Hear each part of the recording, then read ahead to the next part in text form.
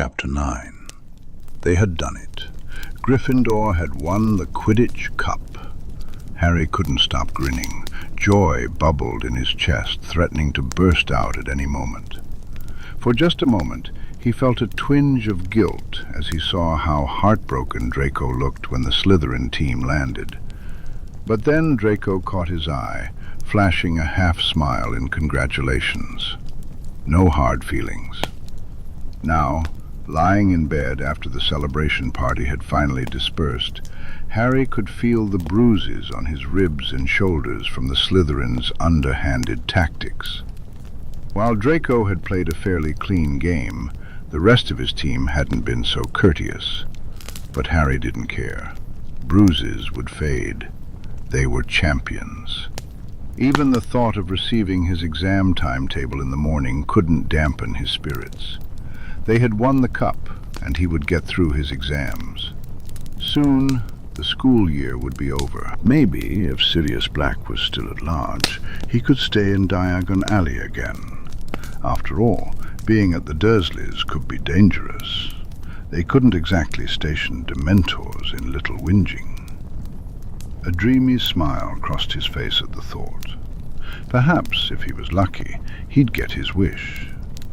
Trying to shake off his Quidditch-induced euphoria and focus on his upcoming exams was a challenge, but Harry managed.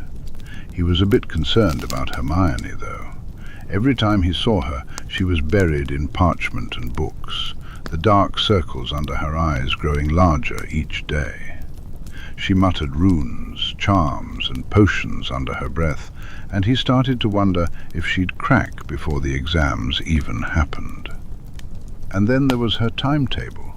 How could she possibly take 2 exams at the same time? Even Hermione wasn't that good.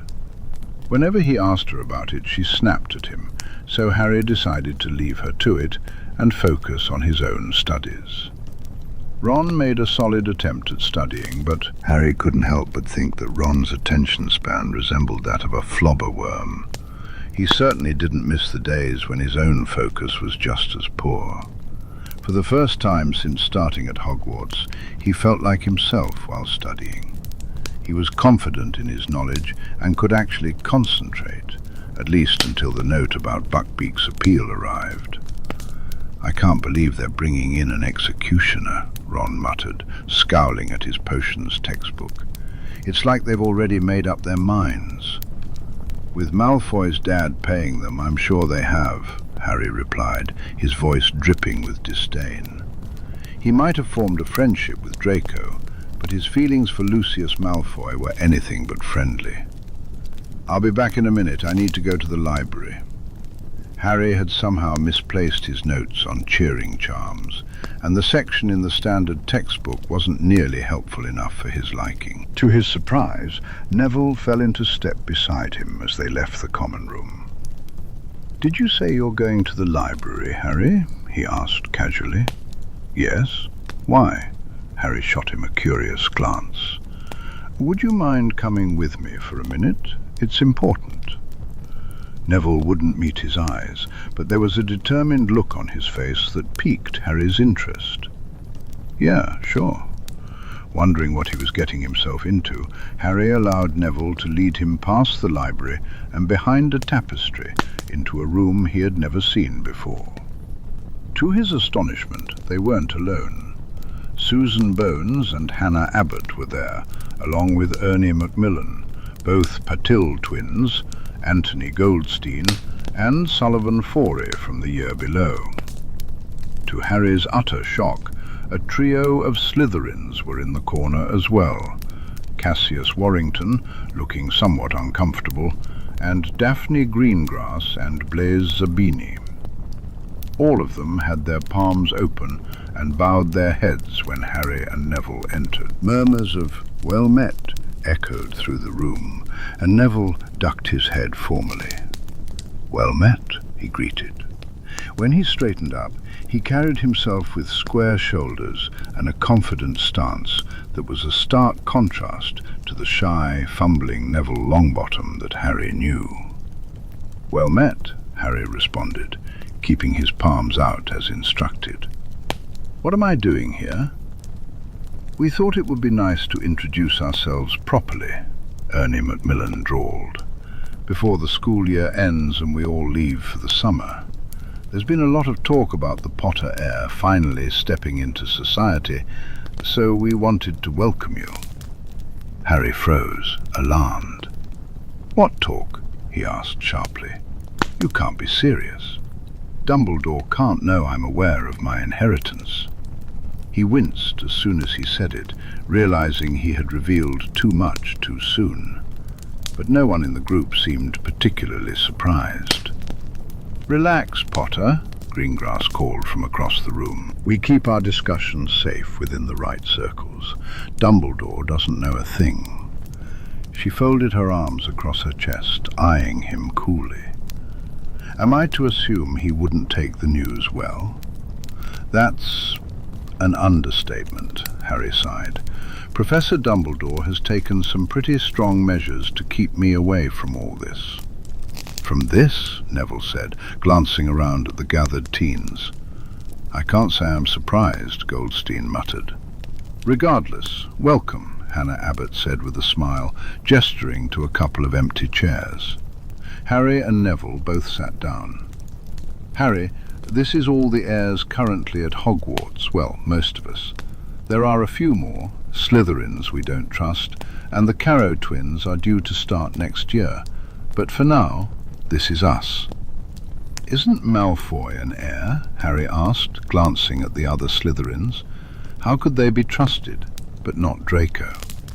He is, so are Crabbe, Goyle, Theo, Pansy and Millicent, Zabini confirmed. His voice was deep. He had clearly hit puberty at last. It was the end of the first year, and even the 5th and 6th year girls were starting to take notice of him. Harry didn't know much about Draco, except that he kept to himself, stayed out of fights, and was incredibly good-looking. Draco's situation is complicated, one of them said. Harry snorted. He figured he knew just about as much about Draco's situation as Zabini did by now. So what's the point of this little meeting other than introductions? Is there some kind of induction ritual or a test I need to pass? How do I know you can trust me? You're Harry Potter, Susan replied flatly, rolling her eyes. Also, Neville vouched for you. That's good enough for us. No ritual, no test, just a bit of conversation, Padma Patil chimed in, smiling brightly. Harry glanced between the sisters, his brow furrowing in confusion. How can you both be heirs? If you don't mind me asking, I mean, surely one of you is older. I am, Padma confirmed. But our family magic will decide which one of us is fit to be heir once we come of age. So for now, we both train for the position. Lots of families do it this way with twins. It hardly seems fair to decide based on just a few minutes of extra life. Different family magics have different conditions for inheritance, Greengrass explained, her tone surprisingly devoid of condescension. Some favor boys over girls, some prioritize magical strength, and some have bizarre and obscure inheritance laws. Not every family makes theirs public. So how do I know I meet those conditions? Harry asked, wondering if it had all been one big mistake. If the Gringotts line test says you're an heir, then you are, Warrington told him. Otherwise, it would just indicate that you're a potential heir. I have an older brother, but the family magic passed him over due to an incident when we were kids. His lips twisted into a sour expression, and Harry didn't dare ask for details. He looked around the room, carefully studying their faces. So, is this what the Wizengamot will look like in 10 years? Maybe not 10, Hannah replied with a shrug. Some of us still have parents or guardians who are happy to keep their seats for another 15 years or so, if everything goes well. But eventually, yes. This isn't even half of the Wizengamot seats, though. What about the rest? Just because most purebloods try to have children at the same time doesn't mean it worked out for everyone. Accidents happen, Susan said with a cheeky wink. The rest are either too young for Hogwarts or already graduated. There are 21 of us at the moment that we know of, Warrington chimed in. But there could be more. Not everyone makes their heir's identity public knowledge. And of course, there are all the vacant and proxy seats. Some people even hold 2 seats. Like Not, Susan continued. Theo holds the Not seat and the Avery seat on his mother's side, Sabini explained. Is it unusual for someone to hold 2 seats? Harry asked nervously, thinking of the 4 he had waiting for him when he came of age. Sabini shrugged. It's rare, but not unheard of. Family lines intermix fairly well, but most pureblood families try not to merge too many heirs into one family. If they do, they'll spread the seats out among siblings, like the Weasleys. The mix of family magics can be a little volatile. Great. Even in the pureblood world, he felt like a freak. I read that some of the seats have been vacant for decades, Harry said, thinking of the Slytherin seat and the Peverell seat. He didn't understand why his father hadn't been Lord Peverell, only the proxy for it. Surely it didn't come through his mother's line.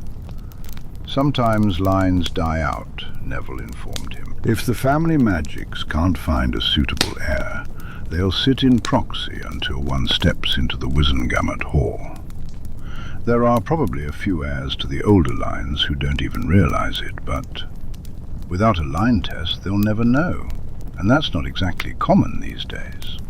If a line has truly died, once confirmed by Gringotts, then the seat stays empty.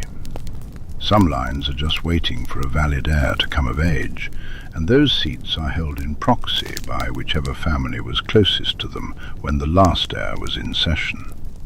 Except for the founders' seats, those always belong to the head of Hogwarts. The founders' lines are different, though, Goldstein said. Harry raised an eyebrow, intrigued. There have been plenty of legal heirs to the Hogwarts founders in the last few centuries, but their family magics are quite particular. If you don't meet the criteria, you can't claim the seat, and they don't necessarily make that decision when you come of age. Usually, it happens during significant conflict in the wizarding world, when the heirs are needed to provide guidance. Also, they're interconnected. Either you inherit all 4 seats, or none at all. So it's rare for the founders' seats to be occupied by actual heirs. It hasn't happened since 1783. Most of the time, even if you're a legal heir, the family magic just sits there. Harry's shoulders relaxed slightly. That was one less thing to worry about. So, between us in this room, we hold almost a third of the seats in the Wizengamot. Or we will, once we all take our seats. That's why it's important to play nice in these early stages, so we can make fair and just decisions for the good of wizard kind. Hannah smiled sweetly, casting a pointed look towards some of the Slytherins. Don't expect us to be nice to you, Potter, Greengrass said plainly. We all have roles to play, but good heirs don't hold grudges. The Dark Lord almost won because his followers held too many Wizengamot seats, and we're worse off for it, regardless of what our elders say. I refuse to let that happen again. She held her ground, determination evident in her voice. Harry held his head up proudly, daring anyone to comment. But instead, everyone nodded in agreement. He wondered how many of them had parents who had once followed Voldemort and relinquished their Wizengamot seats to him. Maybe he had judged the Slytherins too harshly all these years. Then he recalled Dumbledore's compulsion spell, which was designed to influence his perceptions. A scowl formed in his mind. How many of these people could have been his friends if he had been allowed to be his true self? In his first 2 years at Hogwarts, He had been so focused on Ron and Hermione that he hadn't let anyone else get close. He hadn't even truly befriended Neville until this year. Was that part of Dumbledore's plan? To keep him isolated from his peers so he never discovered what he was missing? Can we wrap this up? I've got an arithmancy owl in 12 hours, and I am not nearly as prepared as I'd like to be, Warrington said, a furrow forming on his forehead. That seemed to signal the end of the discussion, and everyone began to disperse, claiming they had places to be. Harry figured he should head back to the common room too. Ron and Hermione would be wondering where he was, if Hermione hadn't passed out from exhaustion yet. Neville walked with him to the library to retrieve the charms book he had originally come for, and together they made their way back up to Gryffindor Tower. "Thanks, Neville," Harry murmured softly before they reached the portrait. "It's nice to know I have allies." "The ancient and most noble house of Longbottom will always be your ally, Harry," Neville assured him. His words felt heavy with magic, almost like an oath, and Harry's eyes widened. Before he could vow anything in return, Neville spoke the password. "There you are," Ron called out, looking up with desperate eyes. "I was starting to think you'd never come back. Help me, Harry, she's gone mental." Harry turned to Hermione, who seemed to have abandoned her work in favour of taking a summel. Harry was busy correcting Ron's Transfiguration essay with a rather vicious quill when he chuckled and shook his head. "You're on your own with that one, mate." Determined to improve on his exams this year, Harry kept his head down, ticking them off one by one. He aimed not for perfection. He didn't want Dumbledore getting suspicious, but he definitely wanted to do better than last year. Finally, he reached his Defense Against the Dark Arts exam, the one subject where he could truly give it his all. "Excellent, Harry," Lupin exclaimed as Harry emerged from the trunk after vanquishing his boggart. "Full marks." He leaned in close, grinning conspiratorially. "Well done, cub." Lupin's good mood carried on as they made their way to the castle steps. However, Harry's spirits plummeted when he spotted a familiar bowler hat. He tried to suppress his scowl as the minister acted as if he felt remorse over Buckbeak, pretending he hadn't already decided to condemn an innocent creature. It took all of Harry's effort to help Hermione drag Ron away before he could say something reckless. By the time Harry entered his divination exam, he was desperate for the day to be over. The incense in Trelawney's classroom made him drowsy, and he almost thought he dozed off. But then he saw her go rigid in her chair, speaking to him in a raspy voice. Had he just witnessed a real prophecy? As he climbed down the ladder, he hesitated about whether to tell Ron and Hermione. Hermione would definitely laugh, and Ron probably wouldn't believe him either. He wasn't even sure if he believed it himself. But all thoughts of prophecies flew out of his mind when Ron showed him the note from Hagrid. "We have to go," Harry said immediately. "We can't let Hagrid face that by himself."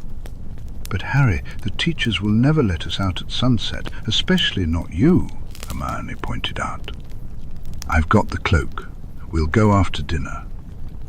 He had taken to keeping the cloak in his toolkit bag at all times, ready for moments like this.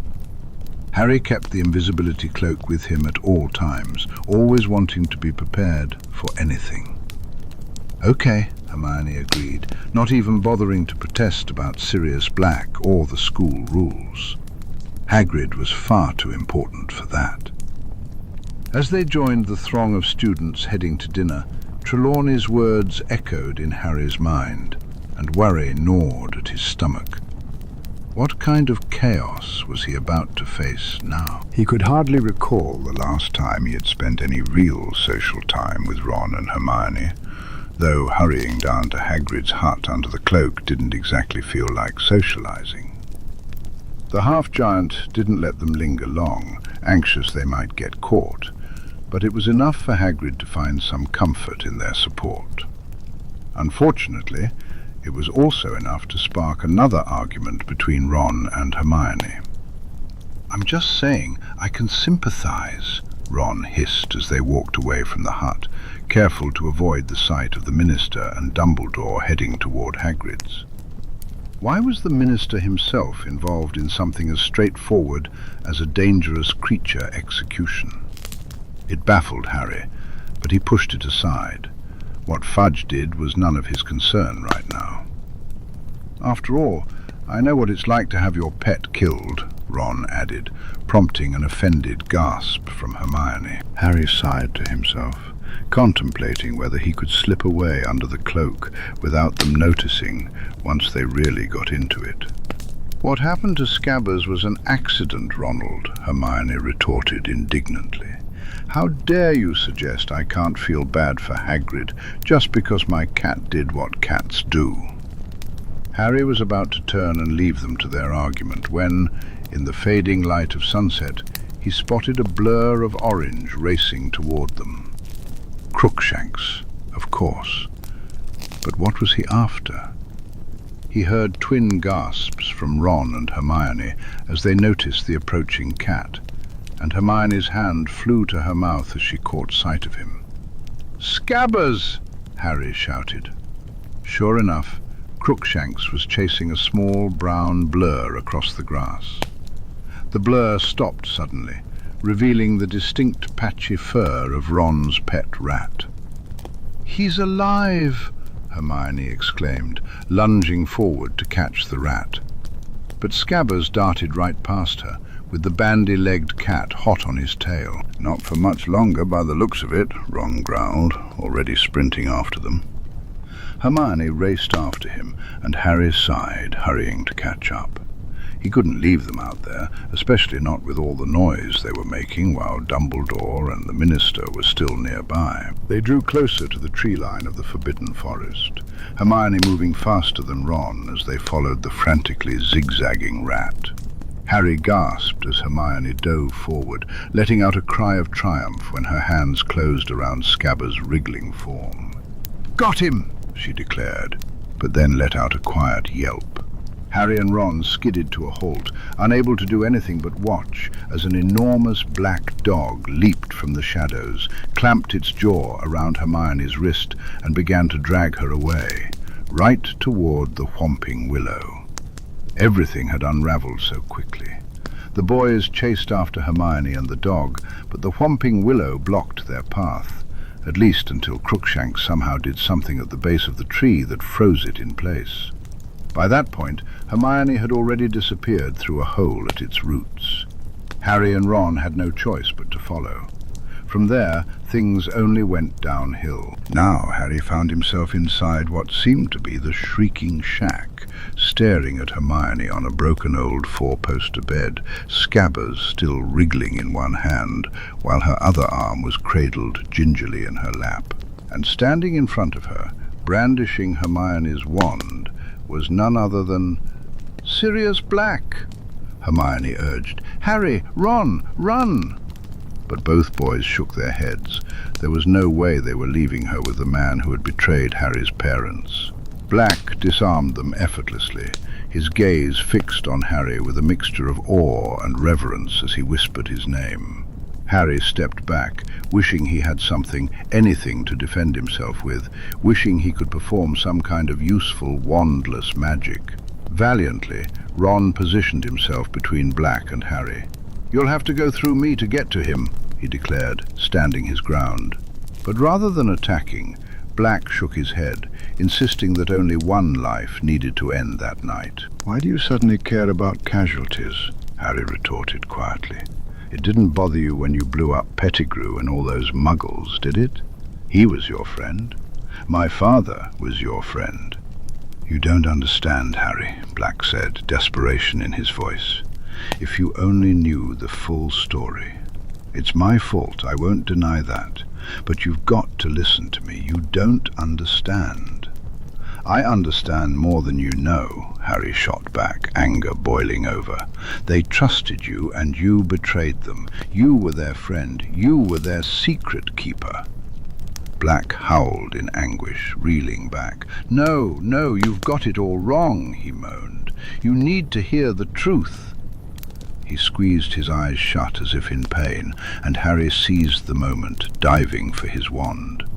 Crookshanks lunged too, his claws digging into Harry's forearm. Hermione screamed, the cat determined to keep Harry from reaching his wand. With a growl, Harry shoved the ball of ginger fur aside and stretched out his hand. His wand rolled just within reach, and he grasped it as he rolled to his feet. Crookshank's claws sliced through his skin from wrist to elbow, but Harry barely felt the pain as he pointed his wand squarely at Black's chest. "Going to kill me?" Black asked, a mix of fear and resignation in his voice. Crookshanks hopped onto the man's chest, planting himself firmly and staring intently at Harry. What was wrong with Hermione's cat? Suddenly, muffled footsteps echoed from somewhere else in the shack. Harry's heart leapt into his throat, and Ron called out. Black jumped to his feet, but it was too late. The footsteps were thundering toward them. The door burst open to reveal Professor Lupin, wide-eyed and wand raised. "Expelliarmus!" The wand in Black's hand flew out of his grasp, but so did Harry's wand. Lupin caught both of them, his gaze fixed on Black. "Where is he?" Harry narrowed his eyes in confusion. "Who?" Black pointed across the room at Hermione, who stared back, incredulous, still on the bed. "Me? What? But then, why, unless—" Lupin's eyes darted from Hermione to Black, as if he were watching a tennis match. "Unless you switched without telling me? To him?" "I'm sorry, Moony," Black wailed. "We should have trusted you. We should have told you. Peter convinced us you were the traitor." "Professor Lupin," Harry asked hesitantly. "Remus, what's going on?" "Harry," Lupin said calmly. "Cub, I think we've made a very big mistake." Then he lowered his wand and crossed the room, embracing Black like a long-lost brother. Harry felt his pulse echoing in his ears. Professor Lupin, the man he had trusted more than anyone, was holding the man who wanted to murder him as if he never wanted to let go.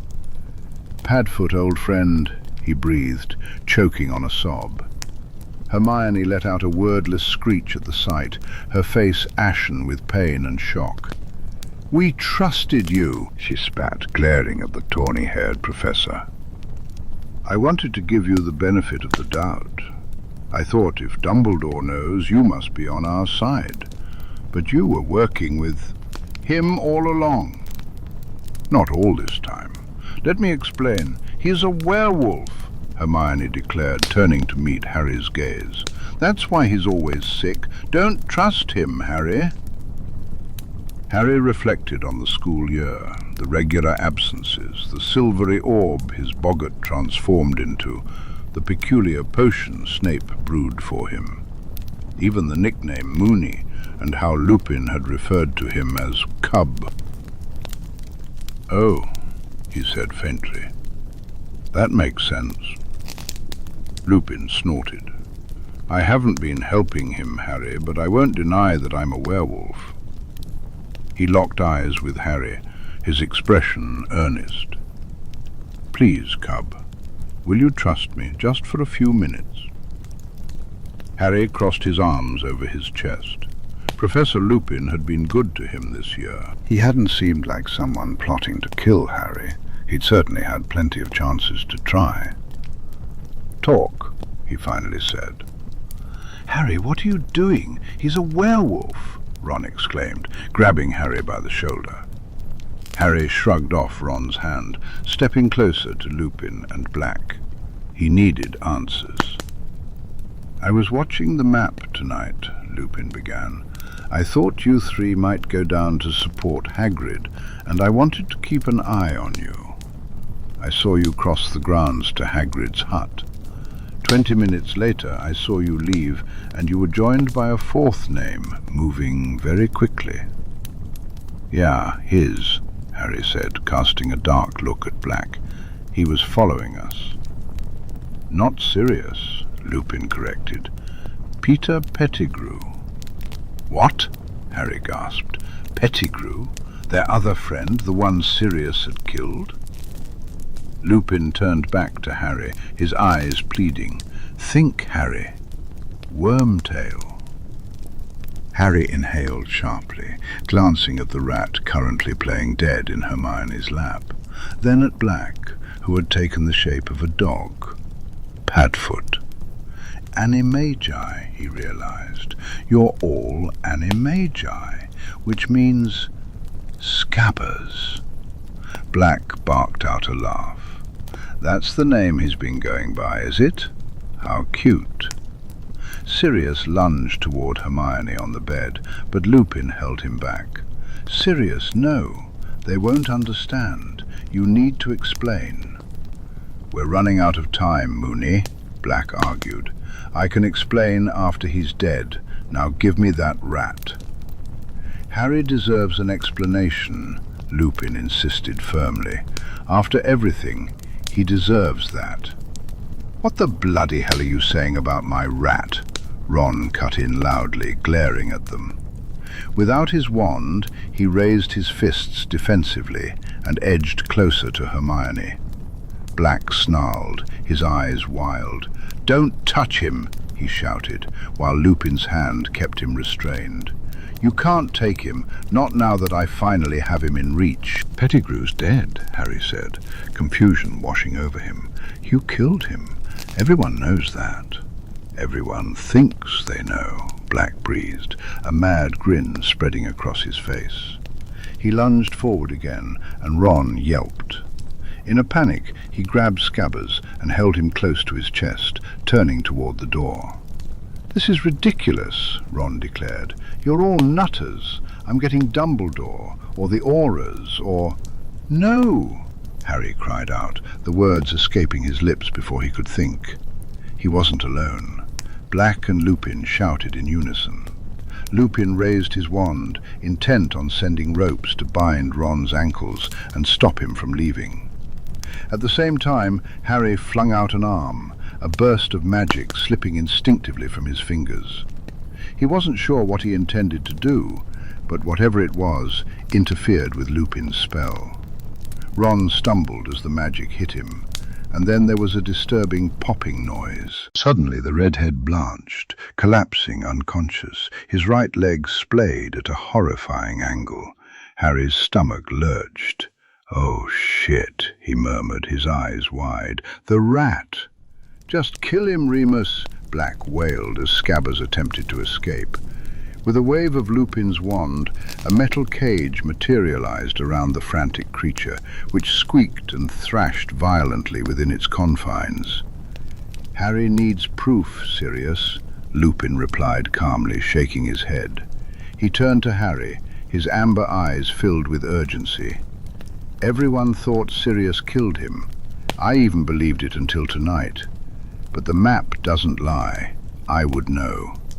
He's just a rat, Hermione sobbed. He's been in Ron's family for ages. Yes, quite a few years, I'd imagine, Black agreed grimly. Far longer than a regular rat could be expected to live. Harry inhaled sharply. I don't know if Ron ever said how long.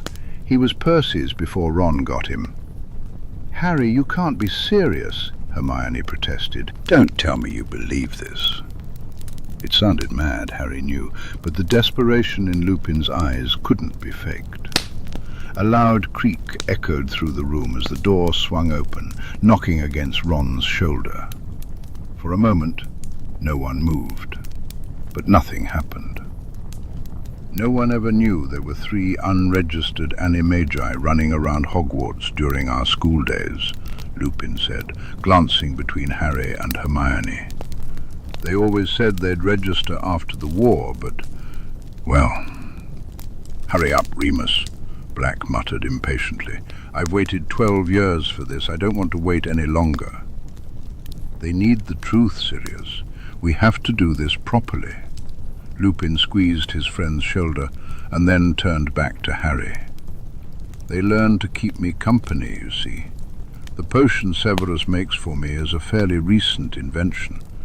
When I was in school, it didn't exist, and my transformations were awful. I didn't want to hurt them like that. I did what I had to do. They could stop me from hurting myself. He shook his head, his hair falling into his eyes. All year, I've been debating whether to tell someone about Sirius's true form. When he got into the castle, I knew he had to be transforming to stay hidden, but I couldn't bring myself to do it. I couldn't betray James's memory like that. So I stayed quiet, because he was Pack, and even after 12 years, I couldn't believe he would truly hurt Harry. You swore to me. The new voice startled them all. Snape whipped off Harry's invisibility cloak and revealed himself in the corner of the room, wand aimed at Lupin's face. You swore on Lily's memory that you weren't helping him. Snape glared at Black, who shifted his gaze from Snape to Lupin and let out an exasperated groan. Really, Moony, Snivelus again. Shut up, Sirius, Lupin snapped. Severus, please, let us explain. I think I've heard enough, Snape replied coldly. You left the map open on your desk, Lupin. I came to bring you your potion, and to my surprise, whose name did I see running across the lawn? I should have known you were helping him all along. After everything you've said. Severus, Lupin took a step closer, ignoring the wand pointed at him, his voice trembling with pain. You don't understand. I never helped him, but we've all got it wrong. Please, just listen, for me. Please, Professor Snape, Harry added. He'd never been this polite to Snape in his life, but if it could buy them just 5 more minutes. Trust him. There's something going on here. Oh, there's something going on, all right, Snape muttered, his gaze lingering on Lupin's hand resting on Black's shoulder. He stared at Lupin for a long moment, then finally lowered his wand. If you betray me again, I will kill you, Wolf, he warned Lupin.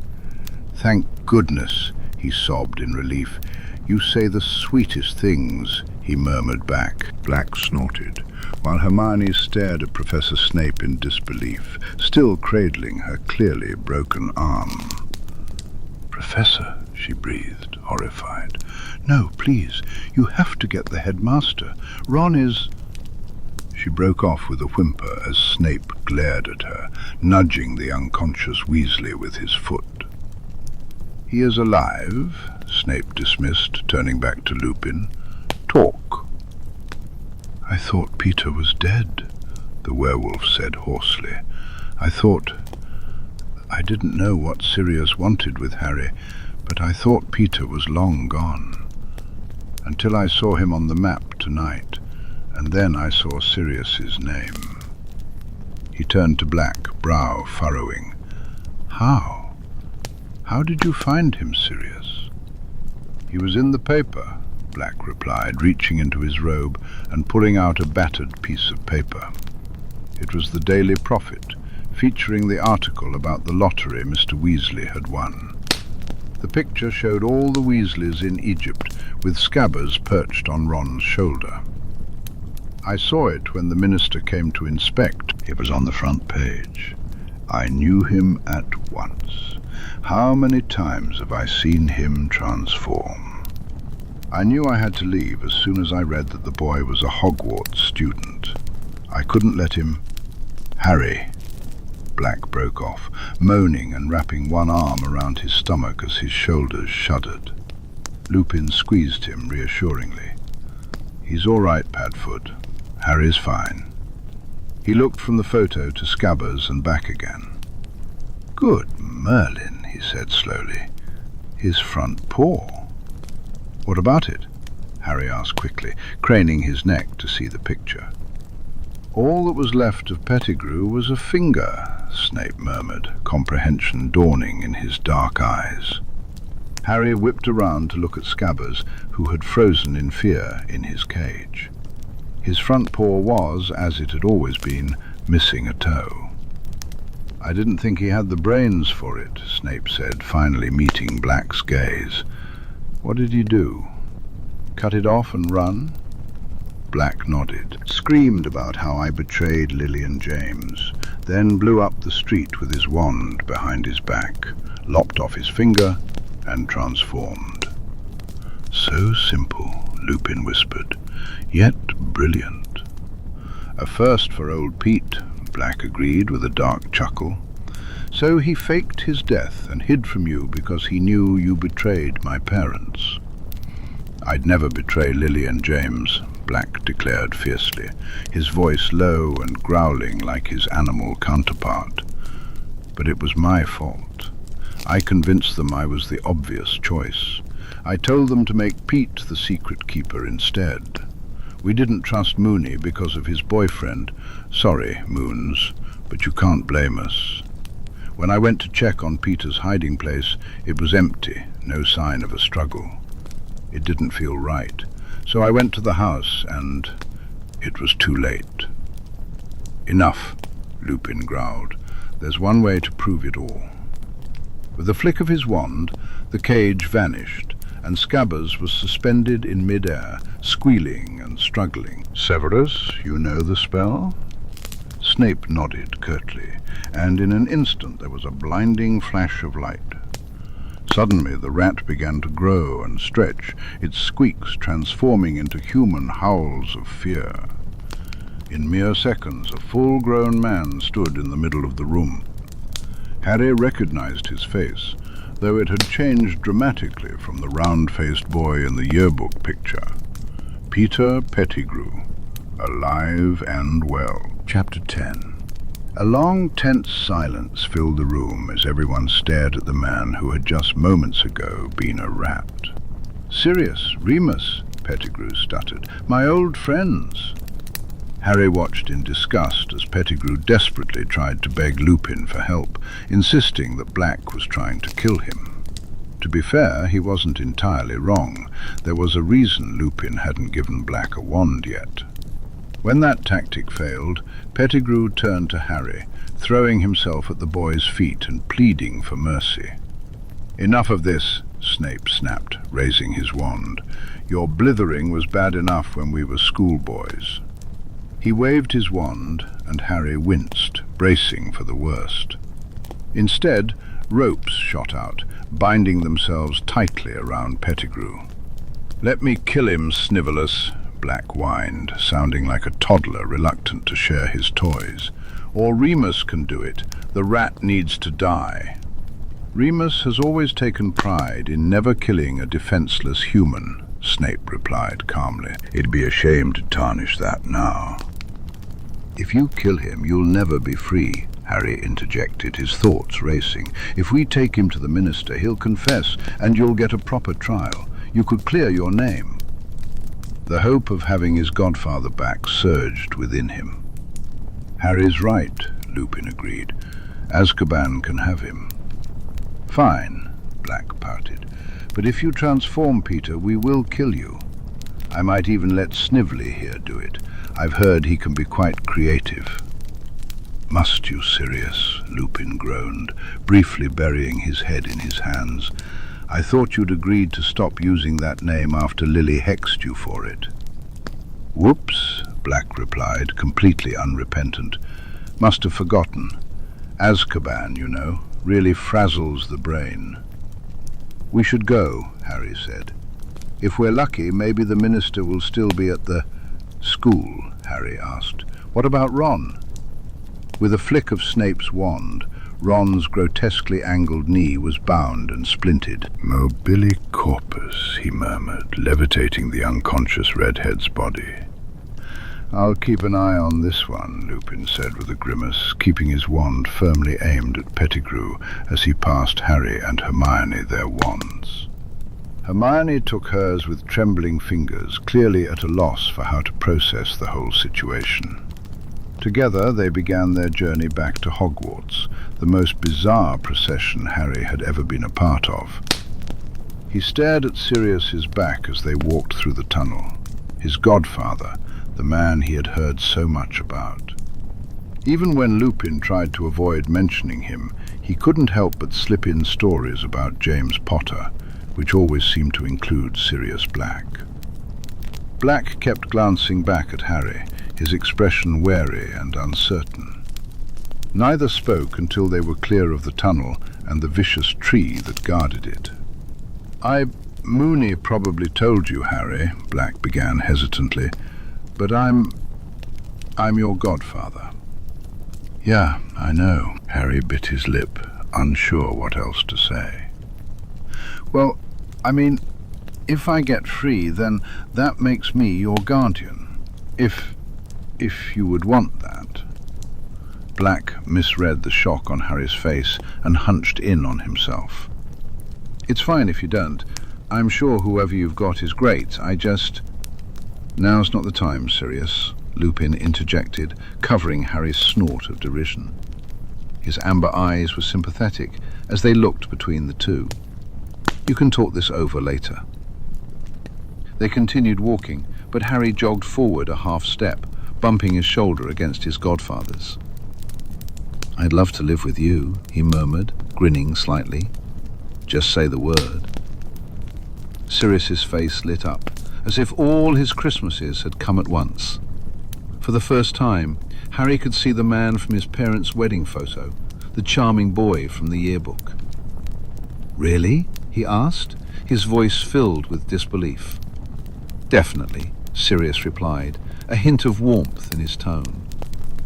Suddenly, they were jolted by a quiet cry from Lupin. His shoulders tensed, the grey in his hair illuminated by the silvery light of the full moon. Snape and Sirius froze, horror etched on their faces as they stared at each other. Ron collapsed to the ground with a thud when Snape's spell abruptly ended. "Oh no," Hermione whimpered, her gaze locked on Lupin, who began to arch his back. "Your potion," Snape hissed, panic creeping into his voice. "Remus!" But it was too late. Lupin's eyes became glassy, his mind clearly elsewhere. "Run!" Sirius urged. "Snape, take the kids and run, now!" There was no time to waste.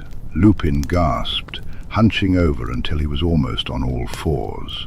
His head elongated, his clothes tore apart, and fur began to sprout from his skin. Harry stepped back in horror, and within moments a massive wolf stood before them. A huge black dog lunged at the wolf, Sirius throwing himself in front of it, but the wolf batted him aside with a menacing growl. Harry stared, frozen in place. Snape moved to shield Harry, wand raised, ready to protect him. In the chaos, no one noticed Pettigrew make a desperate lunge for freedom until he suddenly began to shrink, leaving a tangle of ropes behind as he scurried off into the night. Snape cursed, casting a spell, but whether he aimed for Pettigrew or the werewolf, he missed entirely. The werewolf growled, striking out with a massive paw. Snape was sent flying, landing on the grass with a dull thud, and he didn't get up. Hermione let out a quiet moan of horror. Sirius whined, then unleashed a loud howl that drew the werewolf's attention away from Harry and the others. The werewolf howled in return, then took off into the darkness. Harry sprinted toward the forest, following Sirius. After a minute, a yelp echoed through the air, a dog in pain. He glanced down at Snape, who lay unconscious, hopefully just unconscious, and at Ron, equally limp beside him. Then he turned on his heel and raced after the dog and the wolf. Sirius needed help. There was no way he could face a werewolf alone. Hermione called after him, likely staying with Ron, but Harry didn't hesitate. He had to reach Sirius. The sound of yelping came from the direction of the lake, but then it stopped abruptly. Fear surged through Harry as he quickened his pace, his wand clutched tightly in his hand. When the lake came into view, he understood why the yelping had ceased. The werewolf was gone, but Sirius lay on the bank, human once more, moaning with his hands over his ears.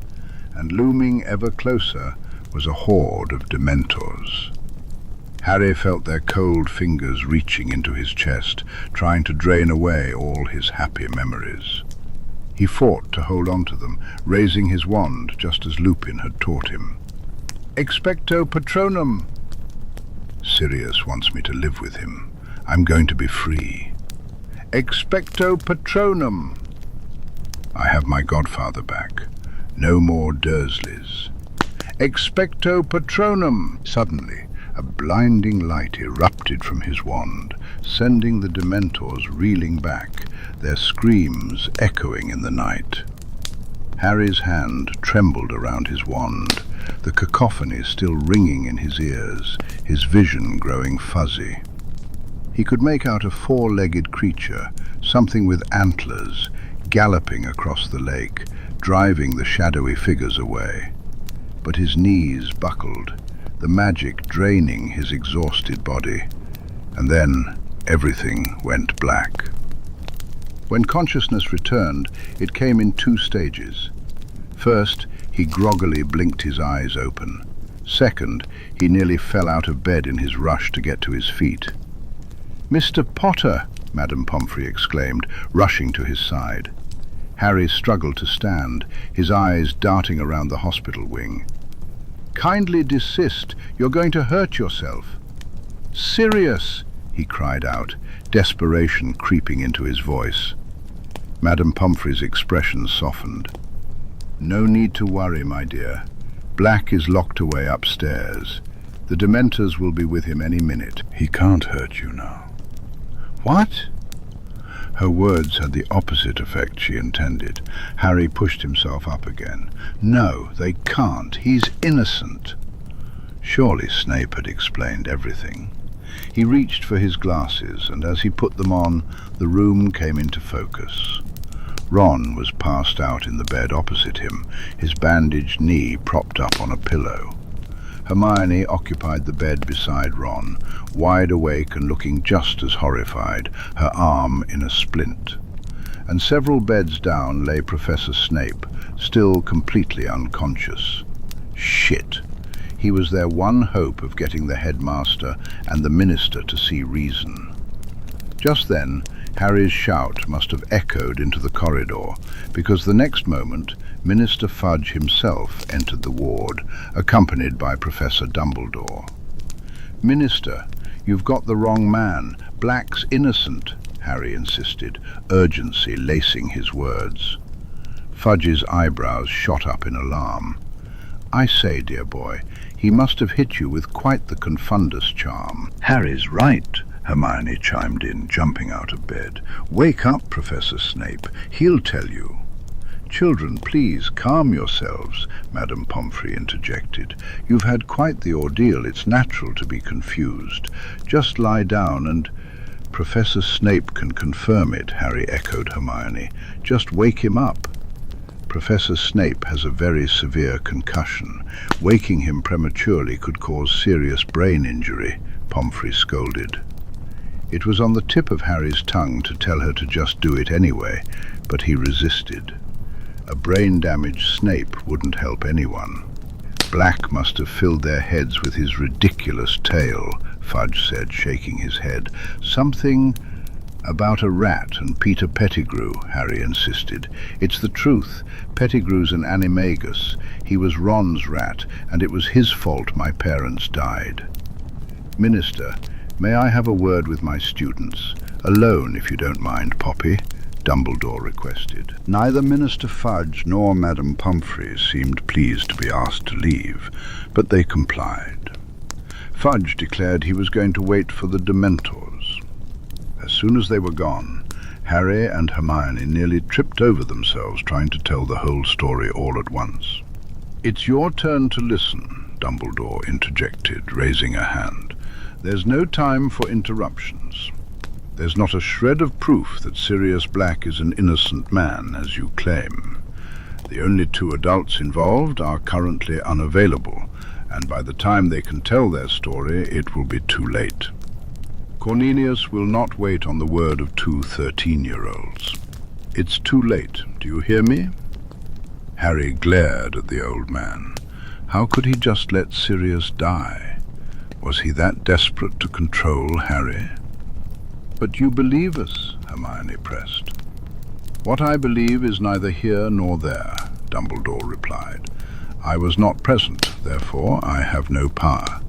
I cannot overrule the Minister for Magic." Harry struggled to hold back a derisive snort, as if Dumbledore didn't overrule the Minister all the time. "What we need is more time." He placed a strange emphasis on the words, and Hermione gasped. "Now listen closely. Sirius Black is being held in Professor Flitwick's office, 7th floor, 13th window from the right of the West Tower.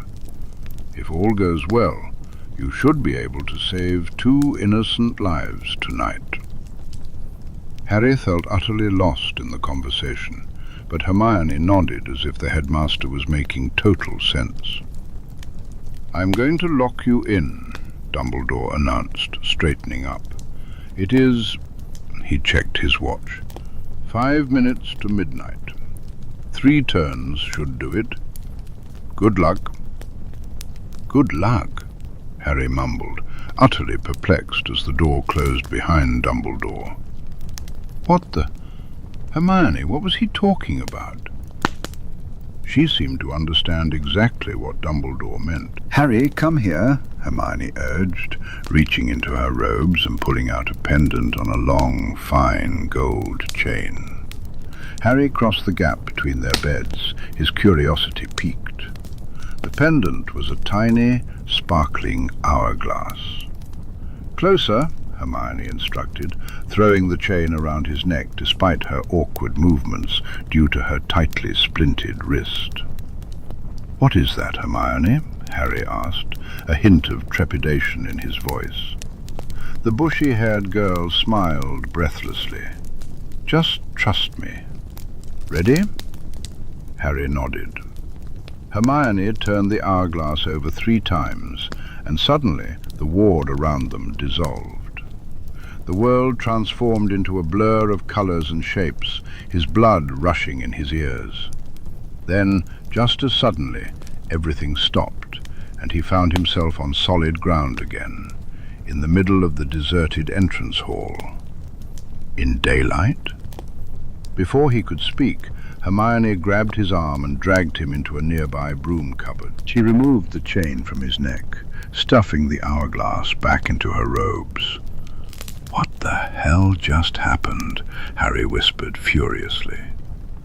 Hermione's explanation of the time-turner left him gobsmacked. They trusted a 14-year-old with a time machine? No offense, he added, realizing how that sounded. Hermione snorted. "It is a bit ridiculous, isn't it? All so I could take some extra classes. But Professor Dumbledore insisted I shouldn't have to curb my thirst for knowledge," she quoted. Harry's brow furrowed. What was Dumbledore planning, and why was he allowing them to save Sirius? Unless he needed Harry's godfather as part of some grand plan, always on the run, unable to spend real time with Harry, yet always just out of reach as a reminder of what could have been. Harry's stomach twisted at the thought. Harry churned uncomfortably, feeling as though they were playing right into Dumbledore's hands. Yet he knew there was no choice if he wanted to save Sirius. "So what's the plan?" he asked. "You said we're just outside, walking down to Hagrid's. How do we save Sirius? Do we go into the woods and look for him?" "No, we can't disrupt the original flow of time. If we warn Sirius now, tonight will never happen," Hermione whispered. "So, if we save him, it has to be after he's already captured," Harry pondered Dumbledore's words, remembering his specific instructions about Flitwick's office window. 2 innocent lives. Buckbeak. "What?" Hermione looked puzzled. "Buckbeak. The other innocent life we save. We go and grab Buckbeak, wait until Sirius gets captured, then fly up to the window and get him. He can escape on Buckbeak. They'll both be free." "Harry, Buckbeak was killed," Hermione reminded him cautiously. He shot her a shrewd look. "Was he?" he countered. "We heard the axe swing, but we didn't see it. There's a chance. It was a small chance, but it was all they had left. Carefully they stuck to the edges of a lawn, sneaking behind the greenhouses and into the forest until they could see Hagrid's house. It felt utterly bizarre to hear his own voice as Hagrid let them in under the invisibility cloak. "You've been doing this all year?" he murmured to Hermione. "Does it get any less weird?" "Not in the slightest," she replied quietly, sharing a slightly manic smile with him. "We have to wait for the committee to see Buckbeak, or Fudge will think Hagrid's hiding him." The wait was excruciating, but finally Hagrid opened the back door, and Harry could see himself, Ron, and Hermione walking out. They threw the cloak over themselves, entirely unaware of their surroundings. Harry felt a rush of relief that Buckbeak recognized him. Once the coast was clear, the hippogriff hesitated to leave Hagrid's pumpkin patch. Harry's heart raced, knowing that just one glance from the people in Hagrid's hut could spoil everything. He quietly urged the massive creature to move. Finally, Buckbeak made it to the tree line, trotting alongside Harry as he ventured deeper into the woods. Suddenly they halted as Hagrid's back door swung open. Harry couldn't help but smirk at the sight of McNair and the committee member exclaiming over Buckbeak's disappearance, even if Dumbledore seemed a bit too amused for his taste. Had this been part of Dumbledore's plan all along? Had he known about Pettigrew from the start? "And now we wait?" Hermione asked, hugging herself with her good arm. Harry glanced up through the trees. The sun was barely setting. They had hours before Sirius would be captured. "And now we wait," he confirmed. "We should move. We won't be able to see the Whomping Willow from here." They stuck to the forest's edge, blending into the growing shadows as they inched closer to the willow. Then they watched as Hermione dashed after Scabbers. It was a surreal experience, observing events that had already taken place from an entirely different angle, seeing himself do things he had already done. At last they were all down in the tunnel, and silence enveloped them once more. "How on earth have you been keeping track of yourself all year?" Harry breathed, shaking his head in disbelief. "I'd go mad." No wonder Hermione had looked like she was on the brink of a breakdown all year. She was essentially living 5 extra hours every day, trying to remember where she'd been at what time, and who had seen her, all to avoid crossing her own timeline. All for the sake of a few extra classes. "It's been tough," Hermione admitted. "A few times I turned back a couple of hours just to take a nap in an empty classroom. I don't think I'll do it again. It's too much," Hermione said, shaking her head. Harry replied, "Dumbledore and McGonagall never should have let you do it in the first place. They should have just told you to self-study. You're smart enough not to need the lessons." Hermione blushed and ducked her head bashfully. "It doesn't matter now. I've already dropped divination, and I think I'll drop Muggle studies as well." That still left her with arithmancy, ancient runes, and care of magical creatures. But Harry didn't say anything as they both spotted Professor Lupin sprinting across the grass toward the willow. He levitated a branch to press the knot and slid into the passageway like he'd done it 1,000,000 times before, because he probably had. Moments later, Snape appeared. He used the same branch as Lupin, grabbing Harry's invisibility cloak on his way down. A possessive urge surged in Harry, compelling him to snatch the cloak from Snape's hands, but he ignored it. To his surprise, Snape had been on their side. He'd been willing to listen. Harry couldn't recall how long they had been in the shack since Snape had shown up. Surely it hadn't been this long. It felt like they'd waited an eternity already. Buckbeak scratched impatiently at the ground. At last they heard footsteps. The strange group began to emerge from beneath the willow, Snape levitating Ron, Lupin dragging Pettigrew, and Harry and Sirius beaming at each other, with Hermione bringing up the rear. Harry's chest tightened as the moonlight illuminated everything, and suddenly everything went horribly, horribly wrong. "What if we went after him?" Harry whispered, watching Pettigrew transform. "And try to look for a rat in the dark, with a werewolf running about," Hermione retorted. Harry conceded her point, but then he froze.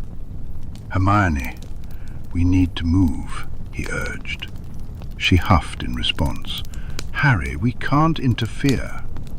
"No, we need to move before Lupin runs into the forest," he replied urgently, already on his feet and tugging on Buckbeak's rope.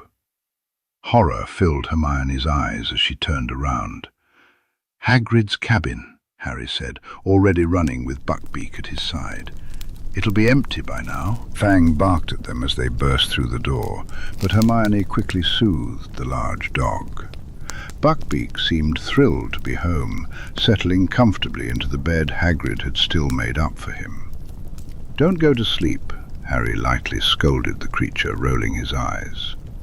They strained to listen as Lupin howled and Sirius yelped, unable to see anything through Hagrid's window. "Why didn't you follow me?" Harry asked, knowing that outside another version of him was racing toward the lake. "I couldn't leave Ron," Hermione replied. "I thought about getting help, but I just couldn't. Then Dumbledore showed up anyway." Harry scowled to himself. Dumbledore, as always, swooping in at the last minute. How convenient. When they could no longer bear the weight, the two students and the hippogriff sneaked out of the cabin. Sure enough, there was Dumbledore, striding toward the lake. Harry clenched his jaw as he watched the headmaster conjure stretchers for his and Sirius's unconscious forms. Dumbledore hurried back to do the same for Snape and Ron, while Hermione jogged alongside him all the way back to the castle. From there, the clock was ticking. As soon as McNair appeared to summon the Dementors, Harry tugged on Buckbeak's rope to wake the dozing hippogriff. He hoisted himself onto the creature's back. Getting Hermione up there wasn't quite as smooth, especially with one of her arms out of commission, but after some fumbling she managed to settle behind him, her face buried in his shoulder, whimpering quietly. Hermione's arms were tightly wrapped around Harry's waist, but he pushed aside the discomfort, concentrating on guiding Buckbeak to the right window. "He's there!" Harry exclaimed, reaching over to knock firmly on the glass. Inside the office, Sirius, slumped in shock, sat up and scrambled to his feet. He hurried to the window just as Hermione raised her wand, casting a spell to unlock it. Sirius wrenched the window open. "Harry!" he gasped, astonished. "How?" "Get on, there's not much time," Harry urged, shifting Buckbeak forward slightly so Sirius could climb on behind Hermione. "The Dementors are coming." Still in disbelief, Sirius managed to haul himself through the window and onto Buckbeak's back. Hermione quickly locked the window again, ensuring it looked untouched. With everyone secure, Harry dug his heels into Buckbeak's sides and guided him all the way to the top of the west tower. They landed with a clatter on the battlements, and Harry and Hermione slid off. "Sirius, you'd better leave now. They'll notice you're gone any minute," Harry warned. "What about the others? Is everyone all right?" Sirius asked, urgency creeping into his voice. Harry shook his head. They needed to move. "Everyone's fine. Now go." "I'll write to you," Sirius promised. "I'll figure something out. This isn't goodbye, Harry." He leaned down from the hippogriff, pressing his forehead to Harry's for a brief moment. "Thank you." For a moment, Harry was tempted to jump back on Buckbeak and fly off with Sirius to who knows where. Away from Hogwarts, away from Dumbledore. Freedom. But he couldn't. His friends needed him. Instead, he stepped back, watching as Sirius nudged the enormous beast forward. Buckbeak's wings stretched wide as he launched himself off the battlements and into the sky. "Hurry, we have to get moving quickly," Hermione urged, tugging on his arm. Harry wrenched his gaze away, allowing Hermione to pull him down the steps and back into the fray. The castle. Sirius would be fine, Harry told himself. He had to be. Fortunately, the West Tower wasn't too far from the hospital wing, and after narrowly avoiding Fudge in the hallway, they reached the doors just as Dumbledore was stepping out of the ward. He smiled benevolently at them, but Harry refused to meet his gaze. "All done, then?" Dumbledore asked. Harry and Hermione both nodded. Dumbledore's smile widened. "Excellent. And I think," he tilted his head, listening through the door, "yes, I think you've gone too. Quickly now." He ushered them back into the hospital wing, and the lock clicked behind them. They had done it. Harry let out a breathless laugh, meeting Hermione's equally astonished gaze. They crept back to their beds just in time for Madame Pomfrey to emerge from her office. "Did I hear the headmaster leave? Am I allowed to look after my own patients now?" she said, a sour expression on her face as she shoved enormous blocks of chocolate at both Harry and Hermione. Harry settled down in his bed, taking a bite of the sweet confection. He could finally relax. Sirius was safe. Severus ran gentle fingers over the lump on the back of his head, hissing as the flesh stung. It was too much to hope that the evening's events had been some bizarre, concussion-induced dream. He had woken up to the minister raging in the middle of the hospital wing. Black had somehow escaped right under his nose. Weasley was still unconscious, but when Severus dared to look at Potter and Granger, they seemed entirely too innocent for their own good. Feigning sleep, Severus managed to piece together what had happened after he had been knocked out. He never thought he'd see the day when he was actually pleased that Sirius Black got off scot-free. He snorted quietly to himself. How things had changed. To learn that Pettigrew was the traitor after all, a few things certainly made sense now. Severus reflected on the events with a sense of clarity, wondering how Lupin was handling everything. He glanced out the window. The sun was just beginning to rise over the treetops. Lupin would be completely unaware of what had transpired after his transformation. As he pulled himself up to stand, a sharp wince escaped him, but pain was nothing new.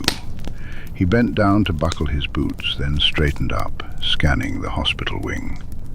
The 3 Gryffindors were fast asleep, and Madame Pomfrey was nowhere in sight. He grabbed his wand from the side table, tucking it back into his pocket as he walked gingerly from the ward. After a quick detour to gather clothes for Lupin, he made his way across the lawn in the early dawn light, stopping at the edge of the forbidden forest. "Point me Remus Lupin," he instructed, his voice clear and curt. The wand spun in his hand until it settled in a direction, guiding him deeper into the dark woods. As he searched, his thoughts drifted back to the previous night. The werewolf he had faced was much larger than it had been when he was 16. He couldn't believe he had been foolish enough to stand in front of it, even if it was to protect students. To protect Lily's son. He had stared down a werewolf for the second time in his life and lived to tell the tale. Hopefully, it would be the last time. But with some of his recent choices, he couldn't promise himself that.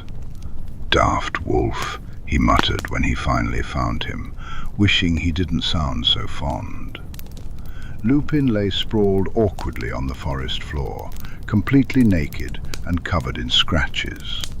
He groaned softly as Severus knelt beside him and placed a hand on his shoulder. "Come on, up you get.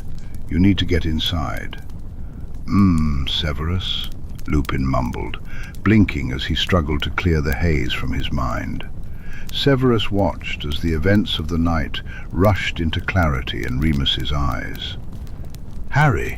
Remus exclaimed, his voice hoarse. "Oh, Merlin, is he all right? Did I hurt him? Where's Sirius? And Peter?" "Remus, breathe," Severus interrupted, squeezing his shoulder to ground him. "Potter is fine. You didn't hurt anyone.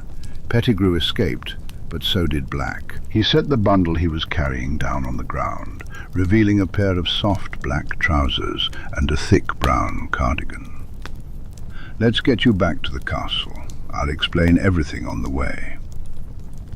Getting Remus dressed and moving was slow going. By the time they reached the castle doors, Severus had given up on letting the prideful man walk. He simply lifted him into his arms. Remus looked up, grinning faintly. "I think I'm swooning," he declared playfully, laughing when Severus scowled. "Quiet, or I'll leave you to crawl back to your quarters," Severus warned, though they both knew the threat was empty.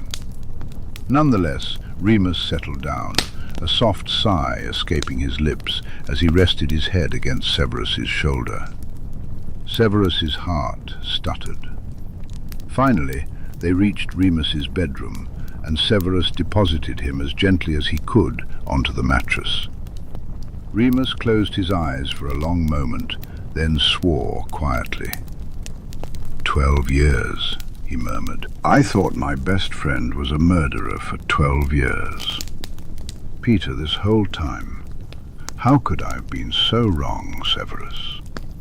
"The evidence against Black was damning," Severus pointed out, perching on the edge of the mattress, his own muscles aching.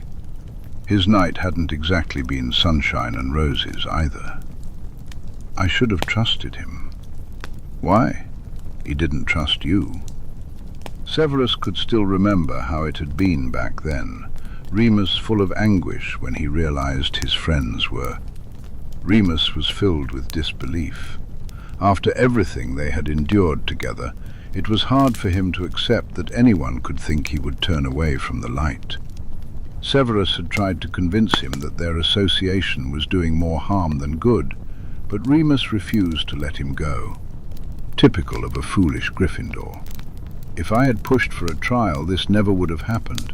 Harry would never have been raised by her," Remus lamented. "The Ministry would never have listened to a werewolf," Severus pointed out. "It's all moot now. What matters is that we know the truth. Potter knows the truth. But Sirius is still a criminal in the eyes of the world, and Peter is free to slink back to his precious master, wherever that may be," Remus said, his scowl deepening as he winced at the sting of a cut on his face. His honey-coloured eyes locked onto Severus's dark ones, which seemed far too old for such a young face. "Everything's about to change, isn't it, Severus?" he asked. Severus glanced down at his fabric-covered left forearm, where the barely there dark mark throbbed, a persistent reminder of the last year. It wasn't enough to cause a problem, but it was noticeable. "I'm afraid you're right," he replied. "They were on borrowed time. This is only the beginning." Remus's expression twisted in resignation. He reached up to cup Severus's jaw, his hand sliding around to the back of his head. Severus flinched as fingers brushed against the lump on his skull. "You're hurt," Remus realized. "What, was it me?" Severus remained silent, and that was enough confirmation. Horror washed over Remus's face. "Oh, Severus, no. Tell me I didn't bite you. You said everyone was fine." "Hush, Remus," Severus soothed. "You didn't bite anyone. You merely knocked me aside when I stood between you and the children. I'll heal." You stood between me and the kids? After I'd transformed?" Remus asked, disbelief evident in his voice. Severus nodded. In the blink of an eye, everything had shifted. Remus pulled Severus down, and suddenly their lips met. Severus tensed for a moment, but then instinct took over. His lips moved against Remus's, and he tightened his grip on the man's shoulder, drawing him closer. 12 years had passed, yet it felt like no time at all. A deep ache settled in his heart as Remus's tongue slipped between his lips, eliciting a low groan from deep within him. When Severus finally pulled away, he found himself with one leg draped over Remus's thigh, practically straddling him. Remus gently stroked his cheek, his eyes alive in a way Severus hadn't seen in a year. "I am so sick," Remus breathed, "of pretending I'm not absolutely mad about you, Severus Snape." His kiss-swollen lips curved into a faint smile, his head tilting to expose his neck, the cardigan slipping off his narrow shoulders. With his tousled hair and trusting gaze, he resembled every dream Severus had never dared to pursue. "Stay, please." All year, Severus had reminded himself of the reasons he couldn't have Remus Lupin. He told himself repeatedly that his teenage desires could lead to disaster, that they were adults now, and childish love wasn't enough. But all those reasons vanished as he looked down at the man who had been there for him through everything, the man he kept returning to, no matter how many times they pushed each other away. He righted himself, sitting on the edge of the mattress once more. A soft whimper escaped Remus's lips, the light in his eyes dimming. Severus leaned down and unbuckled his boots. He was done denying himself happiness. If the Dark Lord was to return, he deserved every scrap of joy he could hold on to before it was too late. With that thought, he shrugged off his teaching robe, letting it pool on the floor. A sharp intake of breath broke the silence. "Severus." It was the only voice that ever spoke his name with such reverence. An ache settled deep within him, reaching all the way to his bones, and it wasn't just from being thrown across the grass by a full-grown werewolf. He was so tired. Tired of being alone. Tired of so many things. Lying down on the mattress beside Remus felt like coming home for the first time in years. Their bodies had changed, grown older. Severus was no longer as bony, while Remus seemed even more so, but they curled into each other like two halves of a magnet. Remus tucked his face into Severus's neck, sprawled across him as if afraid Severus would vanish the moment he fell asleep.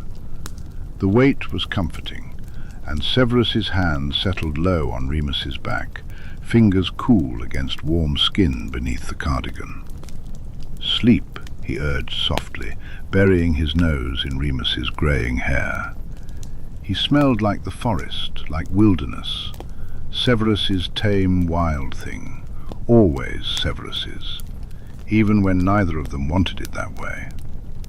"I missed you," Remus murmured, his words muffled against Severus's collarbone, yet they resonated deeply, shaking Severus to his core. This felt like the first thing he'd done right since he had turned spy against the Dark Lord. They would have much to discuss in the morning, plans to make, headmasters to avoid, and lies to weave. It would be difficult, dangerous even, but they would face it together. For now, Severus closed his eyes, inhaling the comforting scent of his wolf, the reassuring weight across his chest. For now, they could sleep, as if the world outside didn't exist. In that room, finally reunited after 12 long years, it was enough. It had to be. For now. Chapter 11. Madame Pomfrey released all three of them from the hospital wing after lunch the next day. Harry had nearly forgotten that the world continued moving on without them. The castle felt almost deserted, as everyone took advantage of the glorious weather, the absence of exams, and the last Hogsmeade visit before the end of the school year. No one had any idea about the events of the previous night, or how close an innocent man had come to losing his life. That was the thing about Hogwarts. It never failed to remind you that the universe didn't revolve around you. Everyone knew, of course, that Sirius Black had been caught and then escaped again. The Hogwarts rumour mill was a creature unto itself, but no one knew the truth. After everything that had happened, none of the trio felt like going to Hogsmeade. Ron's leg, despite Madame Pumphrey's care, was still sore and stiff. Harry suspected that Ron was still in shock from the revelation that his pet rat had been a grown man all along. Meanwhile, Hermione seemed to finally be feeling the weight of her overloaded schedule. She had gone up to bed, telling the boys not to wake her even if she slept through dinner. That left Harry alone, wandering through the grounds in the bright sunlight, eventually finding himself at the edge of the lake. He could hardly wrap his head around it all. He had performed a proper Patronus charm right there, saving both Sirius's life and his own. Hermione had been time-traveling for the entire school year. It was madness. "All right, Harry," Neville called out, his shirt sleeves rolled up to his elbows and dirt smudged across his forehead. "You and Ron weren't in the dorms last night. What happened? Are you okay?"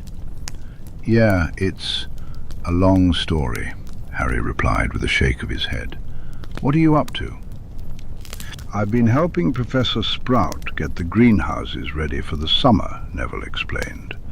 "With all the students gone, she'll be looking after them all by herself." "I just needed a bit of fresh air," Neville said, sitting down on the sand beside Harry and giving his shoulder a gentle bump. "You ready to leave?" "I never am," Harry replied with a wry smile. Neville knew how much he disliked his Muggle relatives and gave him a sympathetic grimace. "Maybe you could come visit me and Gran for a bit," he suggested. "Dumbledore can't keep you locked up with the Muggles forever, right?" Harry wanted to point out that the headmaster could, and likely would if he thought it would help his plans, but he kept quiet. "Yeah, maybe." The idea of visiting Neville's house sounded nice. His Gran could help Harry learn about the Wizengamot and what to do about Dumbledore. "I wonder what our defense teacher will be like next year," Neville mused, digging his fingers into the sand. "It's a shame about Professor Lupin. I mean, if he made it this far without eating anyone, he can't be that bad." "What?" Harry stared at him, alarmed. Neville tilted his head. "You haven't heard? Professor Lupin is a werewolf. Apparently Snape told all the Slytherins this morning. Everyone in the school knows by now. He's resigned, I heard, packing up his stuff today." Harry froze. No, Snape wouldn't. He couldn't. Lupin was leaving? He scrambled to his feet. "I have to go." Neville called out after him, but Harry was already sprinting back toward the castle. He couldn't let Lupin leave, not yet. When he reached Lupin's office, the door was open. He flung himself into the room, gasping. Most of the man's belongings were already gone, and a steady stream of books was floating off the shelf, packing themselves neatly into a trunk, guided by Lupin's wand. The man looked up when Harry entered, his eyes filled with sadness. "Hello, cub," he greeted softly. "Heard the news?" "I can't leave," Harry blurted. "I'm afraid I have to, Harry. This time tomorrow the owls will start pouring in.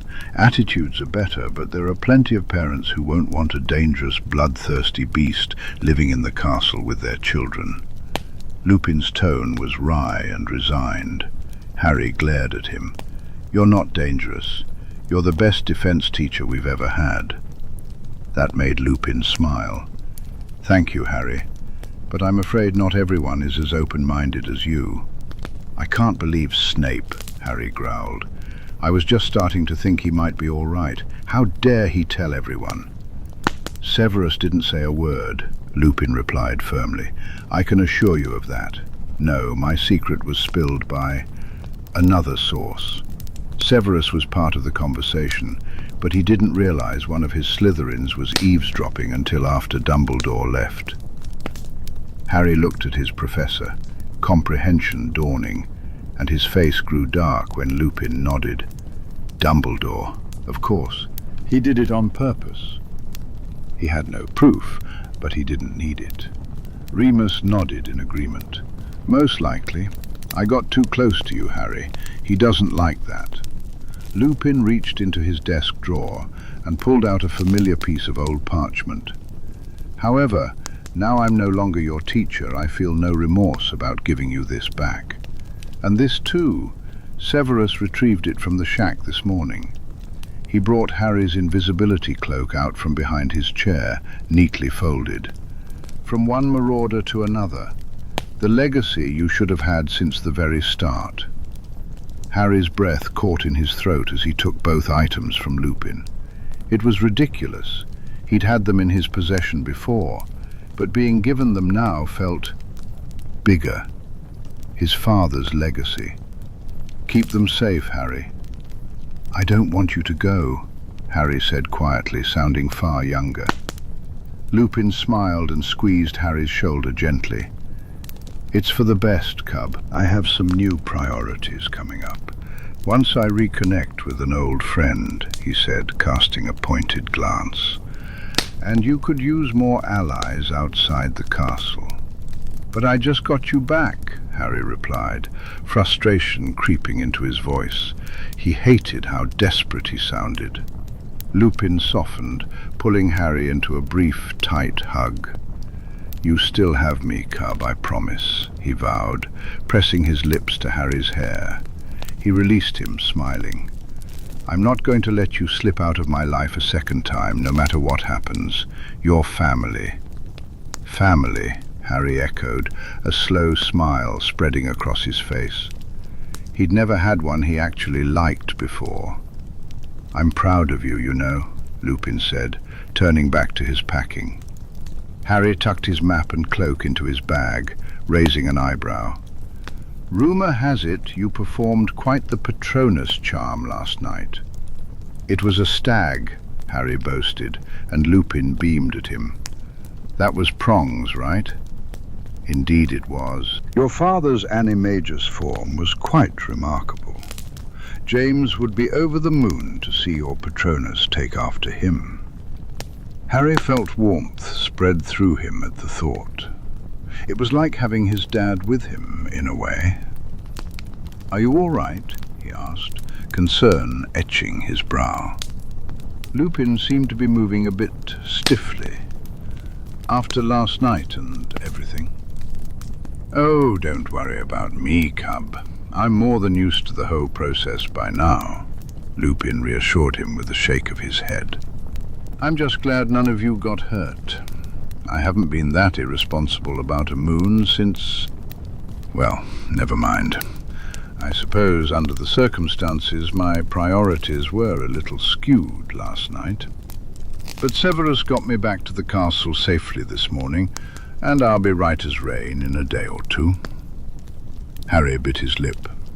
It was terrible to think that the friendly, quiet professor endured a painful ordeal every month, so familiar with it that he barely flinched at the memory. Lupin was far stronger than he appeared, stronger than Harry had ever credited him for.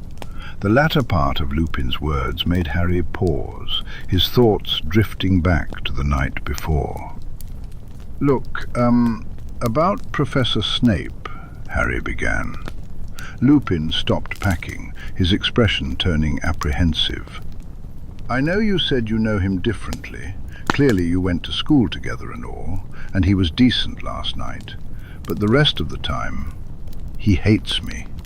He constantly singles me out and gives me detention, even though my potions work is no worse than Ron's, and way better than Neville's. He's awful to me all the time. I know he hated my dad, but I'm not him. Can you talk to him or something?" He winced at the slight crack in his voice, wishing he didn't sound like a whiny child. He just didn't understand. Snape seemed to have two entirely different personalities, and Harry seemed to bring out the worst in him. Lupin sighed, leaning against his desk. "Professor Snape doesn't hate you, Harry, I can promise you that." Harry raised an eyebrow, skeptical. "I'm serious. Yes, the history between him and James, and him and Sirius, is complicated, to say the least. I don't doubt that Severus uses James's name against you more often than he should. But you have to understand, cub. When we were younger, it was even harder to be a Slytherin than it is now. Severus's contemporaries were the likes of Avery, Lestrange, and Malfoy. As a Slytherin with particular talents, he was, and still is, expected to run in certain circles. A sickening sort of clarity began to dawn on Harry. Circles that wouldn't like hearing, "He'd be nice to Harry Potter in class," he finished dully. Lupin grimaced, but nodded. He walks a dangerous line, with Dumbledore on one side and others waiting in the shadows. He must act as he is expected to, regardless of his personal feelings. But I promise you can trust him, Harry. Now more than ever, especially since I won't be in the castle. He's a good ally to have. His lips quirked wryly. I trust him with my life, and he has earned that trust a dozen times over, regardless of any issues we may have had as schoolboys. Lupin clapped Harry on the shoulder, squeezing gently. Does that help to hear? It does, actually. Thank you. Harry had been learning all year about the roles people had to play in public, including the roles he himself was destined to hide behind. It was clear that the situation was far more complicated than Lupin made it seem. Still, Harry hadn't expected him to share Snape's personal business, even with his cub. But something settled in his chest at the confirmation. Snape was just keeping up appearances, just like the rest of them. Harry could work with that. He was about to ask another question when they were interrupted by a knock on the open door. Professor Dumbledore, looking apologetic. I'm afraid it's time. Your carriage is at the gates, Remus. I thought I might escort you down.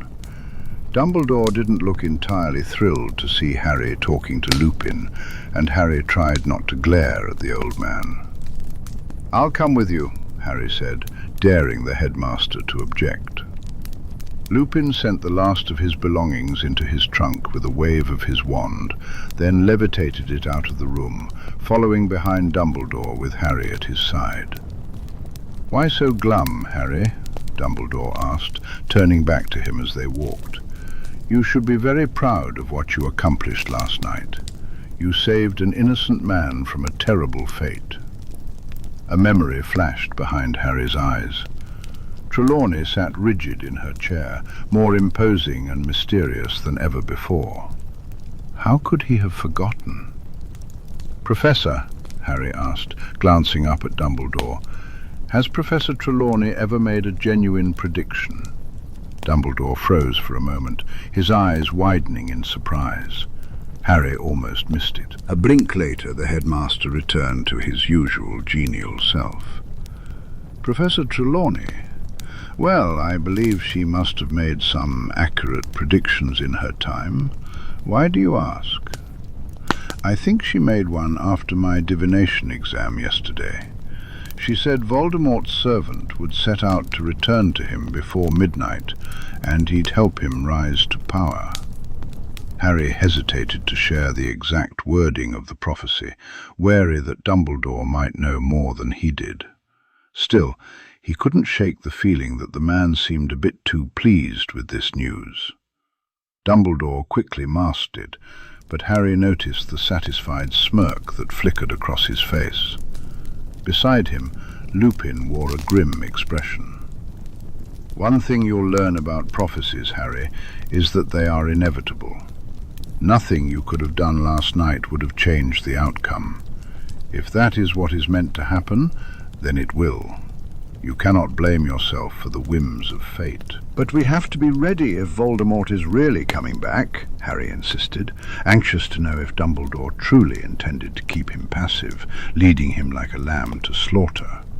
Would he allow Harry to prepare himself? I think that's best left to the adults, don't you, Harry? Dumbledore replied lightly. You only need to focus on enjoying your summer freedom. As the headmaster turned away, Harry exchanged a glance with Remus. What was Dumbledore planning?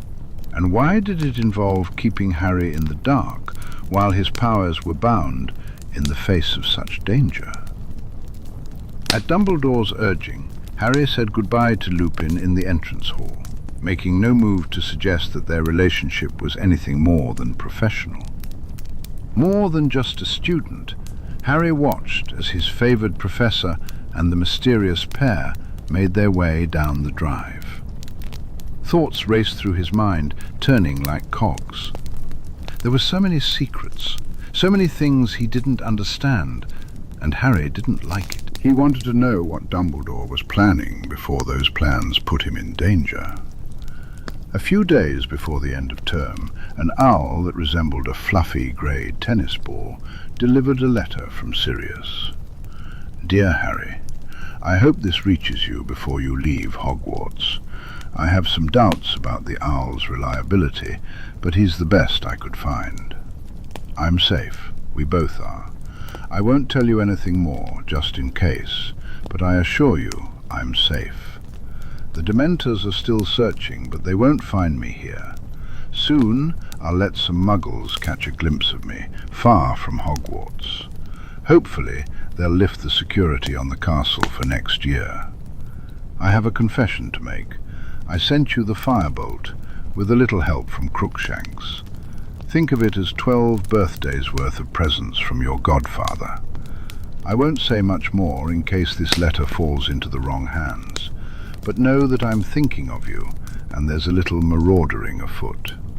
You'll know more when the time comes. For now, keep your head down and your ears sharp. I'm enclosing something else for you, which I think will make your next year at Hogwarts more enjoyable. If you ever need me, just send word. I love you, pup. I'll write again soon. Sirius. P.S. I thought your friend Ron might like to keep this owl, since it's my fault he no longer has a rat. Harry hesitated to show the letter to Ron and Hermione, but since they were both there when it was delivered, he felt he had no choice. To his surprise, Ron held the owl up to Crookshanks for inspection, wanting to ensure the little creature wasn't hiding anything. Harry was overjoyed by the small piece of parchment and what it meant. Harry found a signed permission slip from Sirius in the envelope, allowing him to visit Hogsmeade. He hoped that would be sufficient for Dumbledore. What does he mean, there's maraudering afoot? Hermione asked, her eyes scanning the letter intently. Harry shrugged, not wanting to dive into the full history of his father's legacy with his friends. Who knows? He replied evasively, hoping it indicated that Lupin had found Sirius wherever he was. Brilliant! Ron exclaimed, gazing at his new owl. Way better than some stupid rat. Harry chuckled, shaking his head. Ron still hadn't fully forgiven Harry and Hermione for going back in time without him, but he hoped the owl would help smooth things over. That night, Harry wandered the castle's halls past curfew, hidden under his invisibility cloak. He enjoyed the freedom now that he didn't have to worry about a mass murderer after him. Glancing down at the crumpled paper in his hand to ensure he was in the right place, he slipped into the classroom to his left. To his surprise, Draco was already there. The blonde jumped when the door opened, and Harry pulled off the cloak, revealing himself. Draco's eyes widened. You have an invisibility cloak, he said, realization dawning on him. Suddenly, a lot of things are making sense. It definitely comes in handy, Harry replied with a grin. Draco shook his head and gestured for Harry to take a seat. No wonder you're always getting into trouble. I bet you had something to do with Black's little adventure too. I heard you were in the hospital wing that night. Biting his lip, Harry met Draco's suspicious grey eyes. Maybe, he admitted reluctantly. Sirius Black is innocent, Draco. It's a long story, but he never worked for Voldemort. Peter Pettigrew did. He framed Sirius and faked his own death. Draco stared at him, incredulous. Eventually he scoffed. One day you'll tell me the whole story. Long story, Harry said. You believe me? He hadn't expected it to be that easy. Draco replied, You have no reason to lie to me about something like that. I'll expect an explanation in the future. But for now, your word is enough." Harry was amazed at how far they'd come since the previous year, when they could barely stand to look at each other without wanting to hex one another. He preferred this new dynamic. "So, what are your plans for the summer?" he asked, steering the conversation to lighter topics. Draco shrugged. "I might go with Blaise and his mother to Italy for a while, and my mother wants to spend some time at the family home in France. Father never joins us there. He's always too busy with work to take a holiday." Harry imagined that spending a week or two without Lucius Malfoy would be the highlight of Draco's summer. "Do you think we'll be able to write, or will Dumbledore find out?" His brow furrowed as he considered the possibility. "I don't know. If I'm back at the Dursleys, I might not be able to write to anyone, let alone you. He'd be lucky if they even let him have Hedwig out. After the way he left, he'd be fortunate if they didn't lock him back in his cupboard all summer. I wonder if I can get away with another bout of accidental magic. That would give me an excuse to run to Diagon for the summer again. That was nice." He doubted he'd be allowed to get away with it twice, but it was a pleasant thought. "Whatever you do, just be careful," Draco replied. "I know it's hard for you, Potter, but do try to stay out of any life-or-death situations for at least 2 months." His tone was mocking, but the concern was genuine, and it warmed Harry's heart. They had truly come a long way for Draco Malfoy to genuinely worry about Harry Potter's safety and well-being. The train ride home was quiet, especially when he compared it to the journey that had brought them to school at the beginning of the year. Harry was surprised by how many people approached him while he was walking to the bathroom at the end of the train, asking him to keep in touch over the summer. Susan Bones, Parvati Patil, and even Daphne Greengrass all urged him to send an owl sometime. It felt like he had stepped into some bizarre alternate universe. When he returned to his carriage, Ron and Hermione were there, along with Neville, Ginny, and a girl with pale blonde hair that Harry didn't recognize. "This is Luna," Ginny introduced her. "She's in my year, in Ravenclaw." The blonde girl stared at Harry with a somewhat dazed smile. "Hello, Harry Potter. I'm glad to see you don't have rack spurts on you this year. They looked awfully uncomfortable last year." Harry blinked in confusion. What?" Ginny giggled. "Luna's a bit interesting, but she means well," she assured him. Still utterly bewildered, Harry shook his head and sat down between Ron and Neville. Whatever. If Ginny's odd friend wanted to sit with them, that was fine by him. "Cheer up, Harry," Hermione said, watching him stare forlornly at the castle disappearing behind the mountains. "I'm sure we'll be able to see you this summer." "Yeah, I've been thinking about that," Ron chimed in.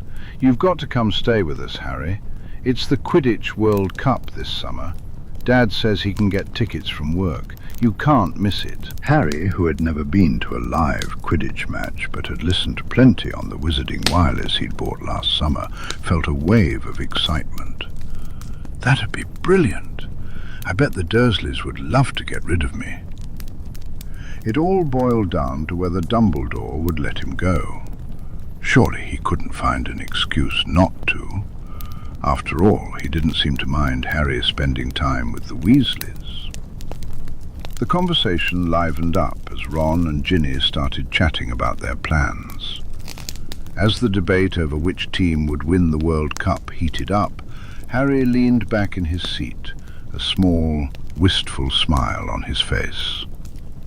For a glorious half-hour, he had entertained the thought of living with Sirius after leaving Hogwarts this year. If only that dream could come true. It turned out that having an escaped convict for a godfather had its perks, particularly when it came to Harry's survival at the Dursleys. Uncle Vernon had only given him a few half-hearted smacks for what happened with Aunt Marge, rather than the brutal beating Harry had feared. Still, he knew this reprieve wouldn't last forever. Once Vernon realized that Sirius, being an escaped convict, wouldn't be able to swoop in and rescue him if things went sideways, the situation would likely change.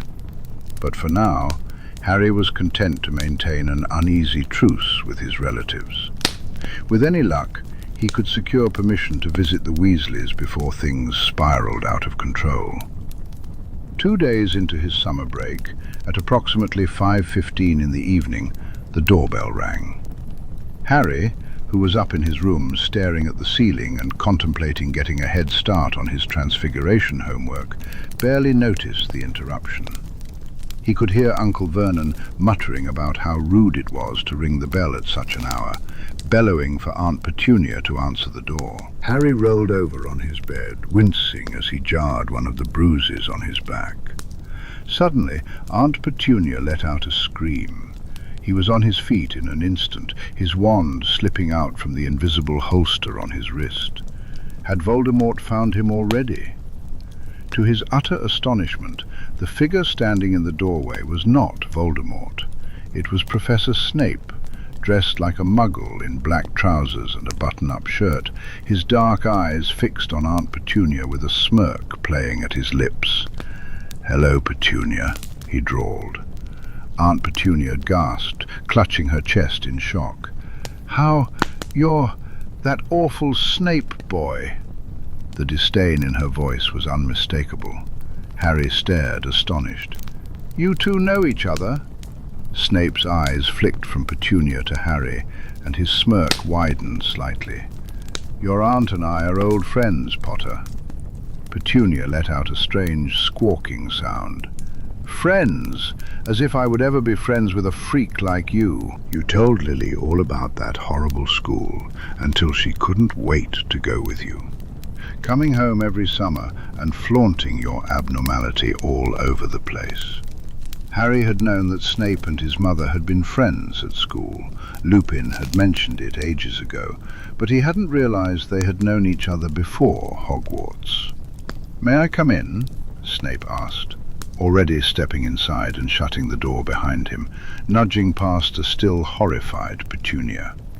By now, both Vernon and Dudley had appeared in the living room doorway, Dudley's beady little eyes squinting in confusion. "Petunia? Who is this man?" Vernon boomed, striding toward the stranger in his home as if he could intimidate Severus Snape. Snape's eyes swept over him with obvious disgust. "He's one of them, Vernon. He went to school with the boy's parents." Petunia stepped closer to her husband, whose face was beginning to redden as he puffed himself up even more. "Now look here, you," Vernon began, pointing a fat finger at Snape's face. "You have no right to come into my home and frighten my wife. We took the boy back like the old man told us. The rest of it is our business." "Are you quite finished?" Snape replied, his tone dripping with boredom. Vernon spluttered, his face growing even redder, a vein throbbing above his temple. Harry couldn't help but wonder if this would finally be the moment the man... "Potter, pack your things," Snape commanded. "I can't, sir," Harry replied calmly. "They're locked under the stairs." He had picked the lock and smuggled some of his books up on his first night back, just like he had done the previous year, but the rest remained locked in his cupboard. With a wave of his hand, Snape made the padlock on the cupboard fall off, broken. All 3 Dursleys flinched. Harry couldn't help but laugh when he saw Dudley pressed against the wall, trying to make himself look as small as possible, an impressive feat given his size, with his hands covering his ample backside. The memory of his pigtail clearly lingered. As the cupboard door swung open, Harry dragged out his trunk and Hedwig's empty cage. His cheeks flushed with shame as he felt Snape looking over his shoulder, taking in the cramped space. The ragged cot that had always been there, the broken toys stacked in a corner, and the unmistakable signs of someone who had once lived there. He quickly shut the door behind him. "Do I really need all of my things, sir?" he asked hesitantly. "I refuse," Vernon interrupted, his voice rising. "I will not let this man undermine me in my own home. You're not going anywhere, boy." Harry flinched at the venom in Vernon's voice despite himself. To his surprise, Snape placed a firm hand on his shoulder, fixing Vernon with a glare that had made even the most seasoned seventh years tremble in fear. Vernon let out a tiny whimper, his moustache quivering. "You're even more of an idiot than I thought if you believe you can order me around, Muggle," Snape said sharply. "Potter is coming with me for the rest of the summer. We may need to drop in from time to time. It wouldn't do for certain people to realize he's no longer living here. But you will allow him to come and go as he pleases. Or I might just have to share a few childhood stories with some of your lovely neighbors, Petunia.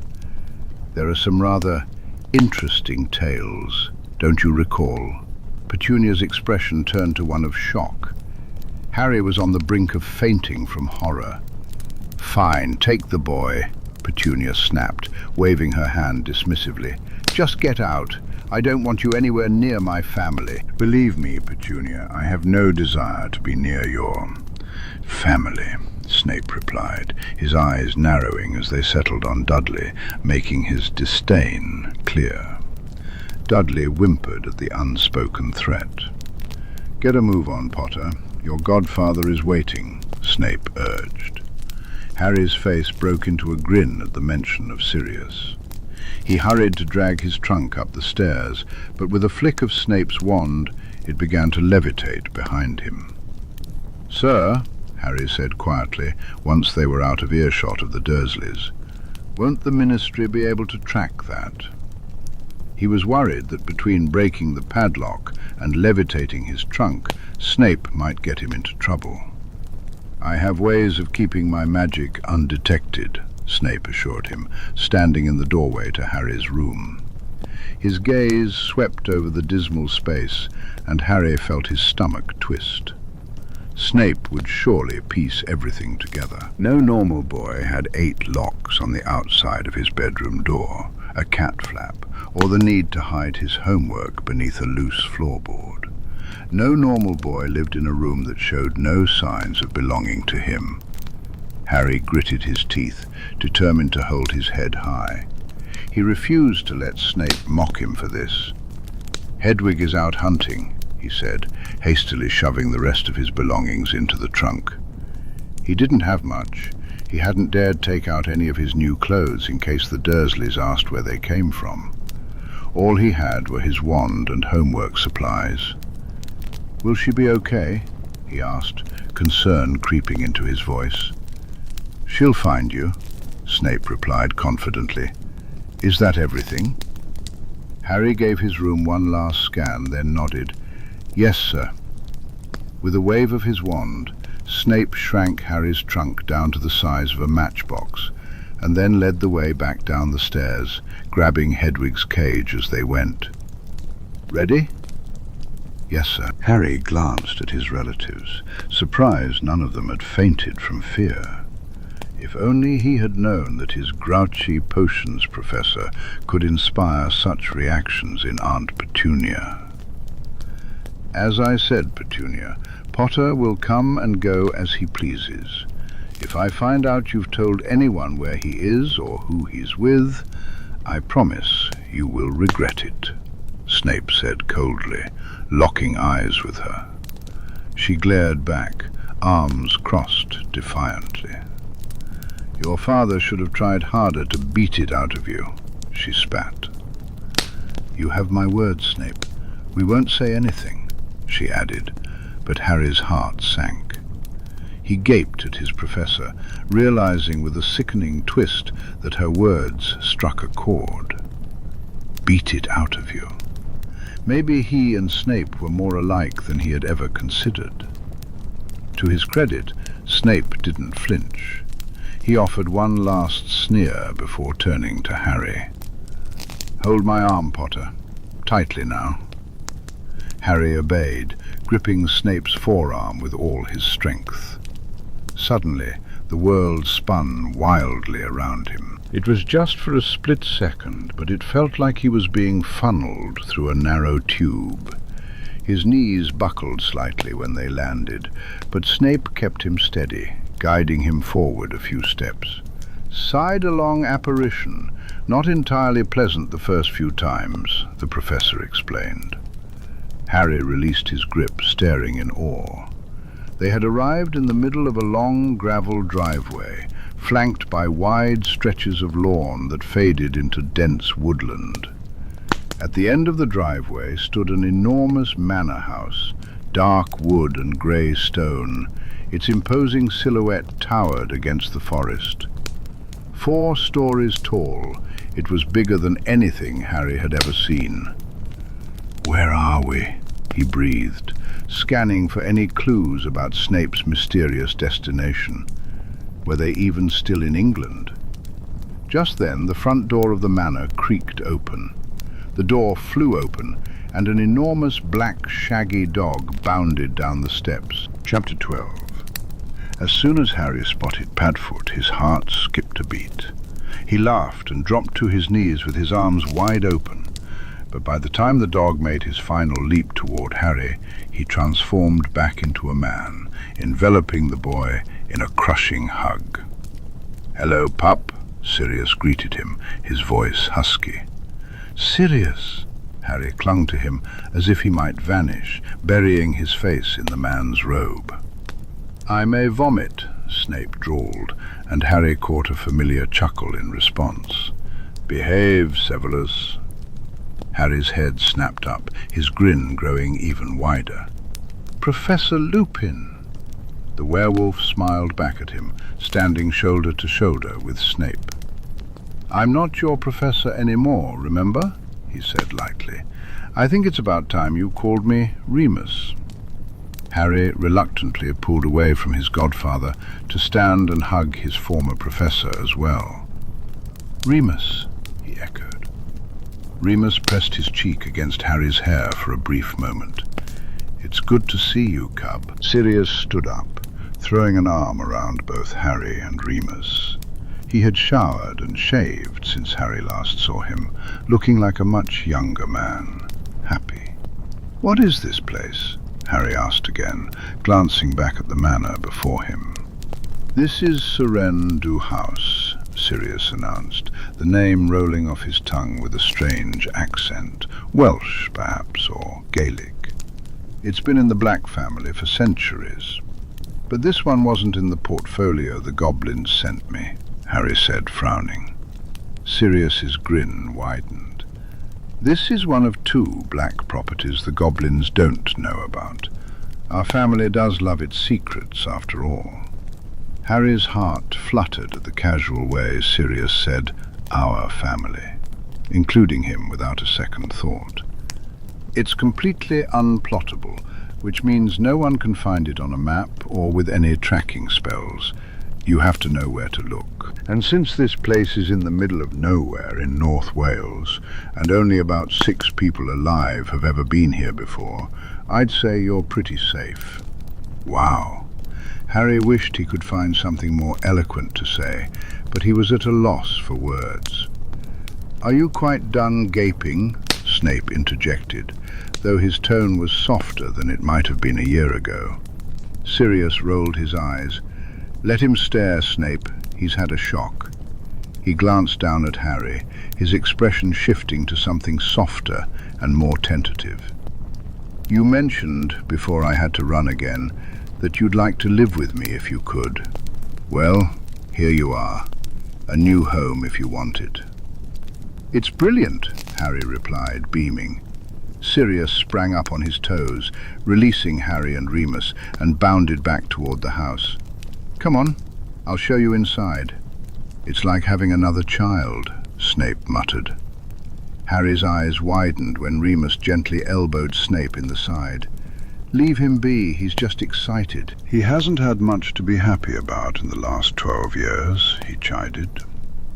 Harry followed his godfather up to the manor doors and stepped into a grand entrance hall. A massive, dark wood staircase loomed in front of him, the walls painted a deep blue, and the floors gleaming white marble. The only portraits hanging were landscapes, no people at all. "We'll give you the grand tour tomorrow," Sirius promised, "but Kerry almost has dinner ready." With Sirius's guiding hand on his shoulder, Harry was led into a large kitchen and dining area, where a long wooden table was set for 4. Perched on a stool at the stove was a house elf, wearing a little black pinafore dress adorned with the Black family crest. She turned as they entered, her face lighting up. "Master Harry, sir," she greeted, bowing so low her nose nearly touched the floor. Harry touched the stool and smiled. "Master Sirius said he was bringing his godson soon." "I am Kerry, young master, the elf of Serendue. It is an honor to have you here." "It's nice to meet you too, Kerry," Harry replied, remembering his only previous encounter with a house elf, Dobby, who had been a bit unpredictable. "Such manners, young master," Kerry exclaimed approvingly. "Please be seated for dinner, sirs." The 4 of them gathered around the table, and soon Kerry returned with enormous plates of roast dinner, beef with all the trimmings, including Yorkshire puddings. Harry's mouth began to water. He had barely eaten more than a few slices of bread and some cheese since leaving Hogwarts. "This looks amazing, Kerry," he said, his stomach growling. "Thank you, young master.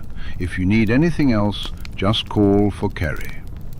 With that, she disappeared, leaving them to enjoy their meal. "Pass the gravy, would you, Snape?" Sirius asked politely, reaching for the porcelain gravy boat. Snape complied, and Harry blinked in surprise. The last he'd known, Sirius and Snape couldn't stand each other. Snape had reluctantly agreed to listen to him the night of Pettigrew's escape, but there had been no love lost between them. What had changed? Harry's gaze shifted to Remus, who was seated beside Snape, happily stealing parsnips from the man's plate in exchange for his own carrots. Harry would bet his firebolt that the werewolf had something to do with this newfound camaraderie. "So, you've been here since you escaped, have you?" Harry asked once he had satisfied his immediate hunger, mindful to eat slowly to avoid making himself sick. "Buckbeak is in the stables out back. He loves it out here. He has free run of the woods as long as he's home by nightfall," Sirius said, a pleased smile on his face. Harry felt a surge of happiness. Buckbeak deserved some freedom after being cooped up for so long. Hagrid's hut had been home for so long. "I stopped long enough to find that owl and send you a letter. Then I took a quick trip down to Norfolk to let some muggles see me before heading this way. I hadn't been here since I was about 13, but I finally found it." "This place is incredible," Harry muttered, glancing around. It was old-fashioned yet remarkably clean, and surprisingly well decorated for a house that hadn't seen people in 2 decades. Kerry kept it in good shape, waiting for the day the family would come back, Sirius agreed. "Just wait until you see the rest of it. I loved it as a kid. It's for family only, not visitors, so it's not nearly as stuffy and pretentious as the other Black properties. It was the closest thing to home I had, aside from Hogwarts." He smiled, lost in fond memories.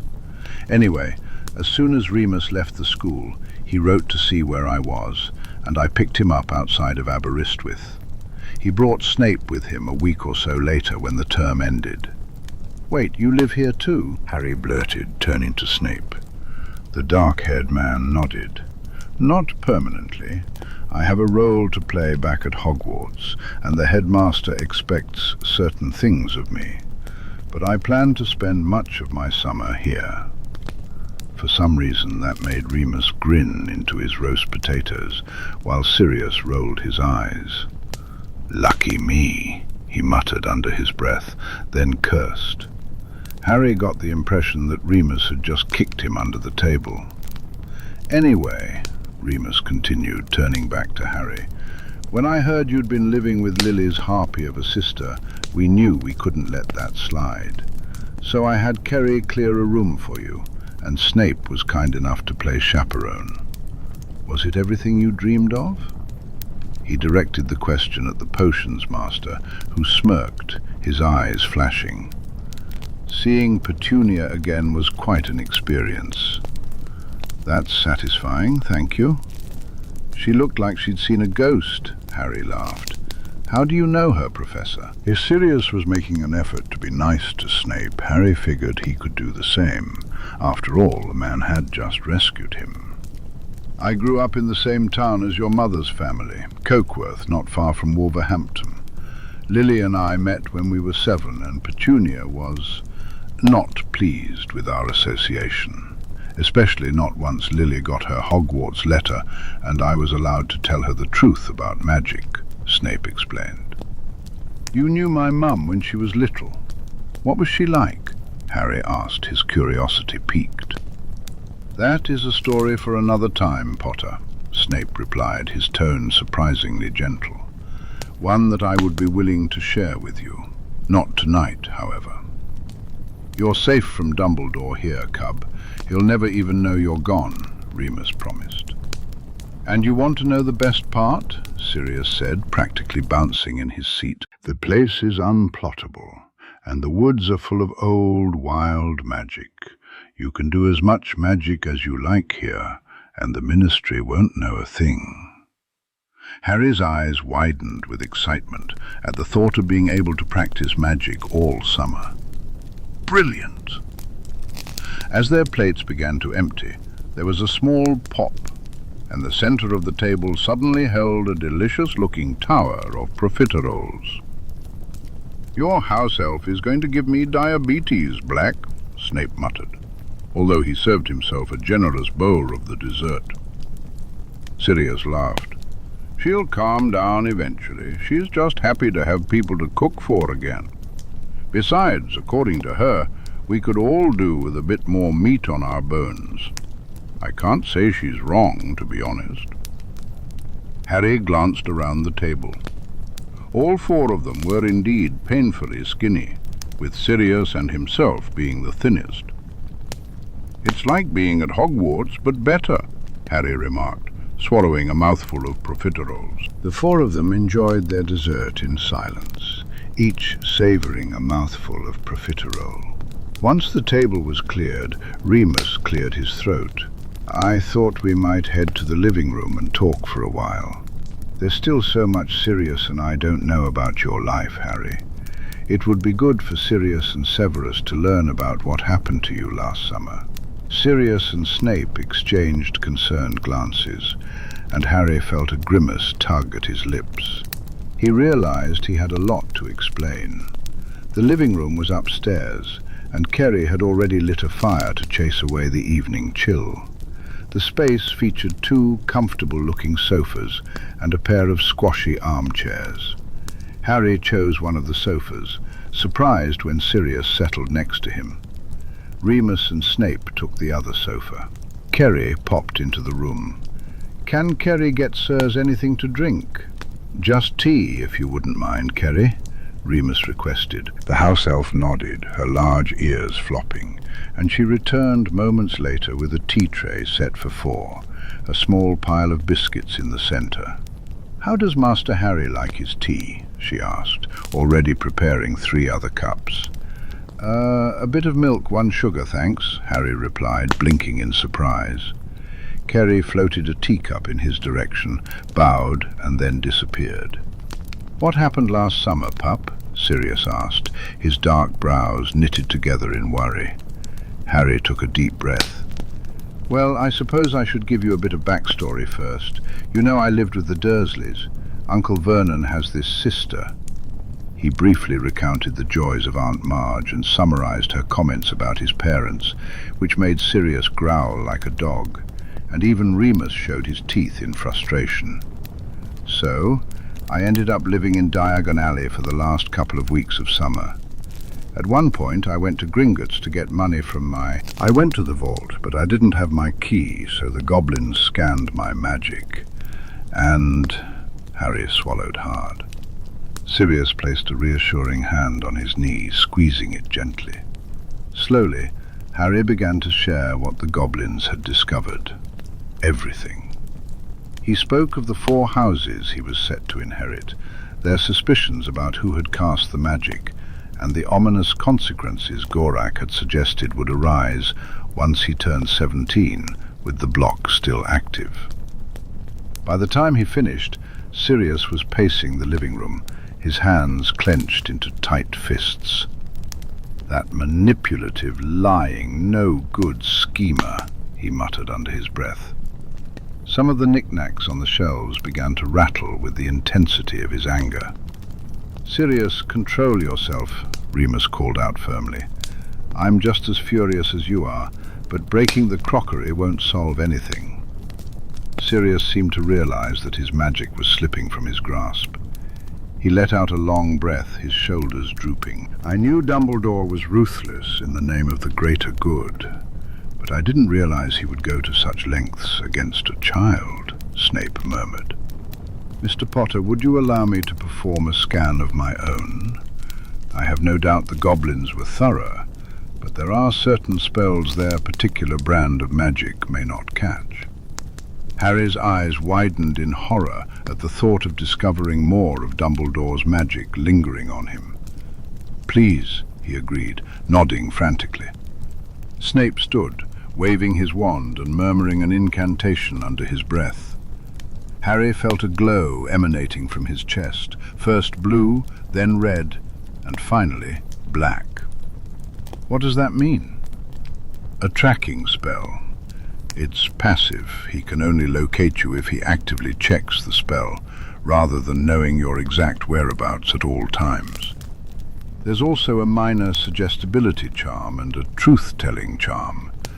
This combination would encourage you to reveal secrets to the headmaster that you might prefer to keep to yourself. You'd notice, but more importantly, he wants you to feel like you can trust him. They're weak enough that I imagine you've been able to ignore them since you learned the truth."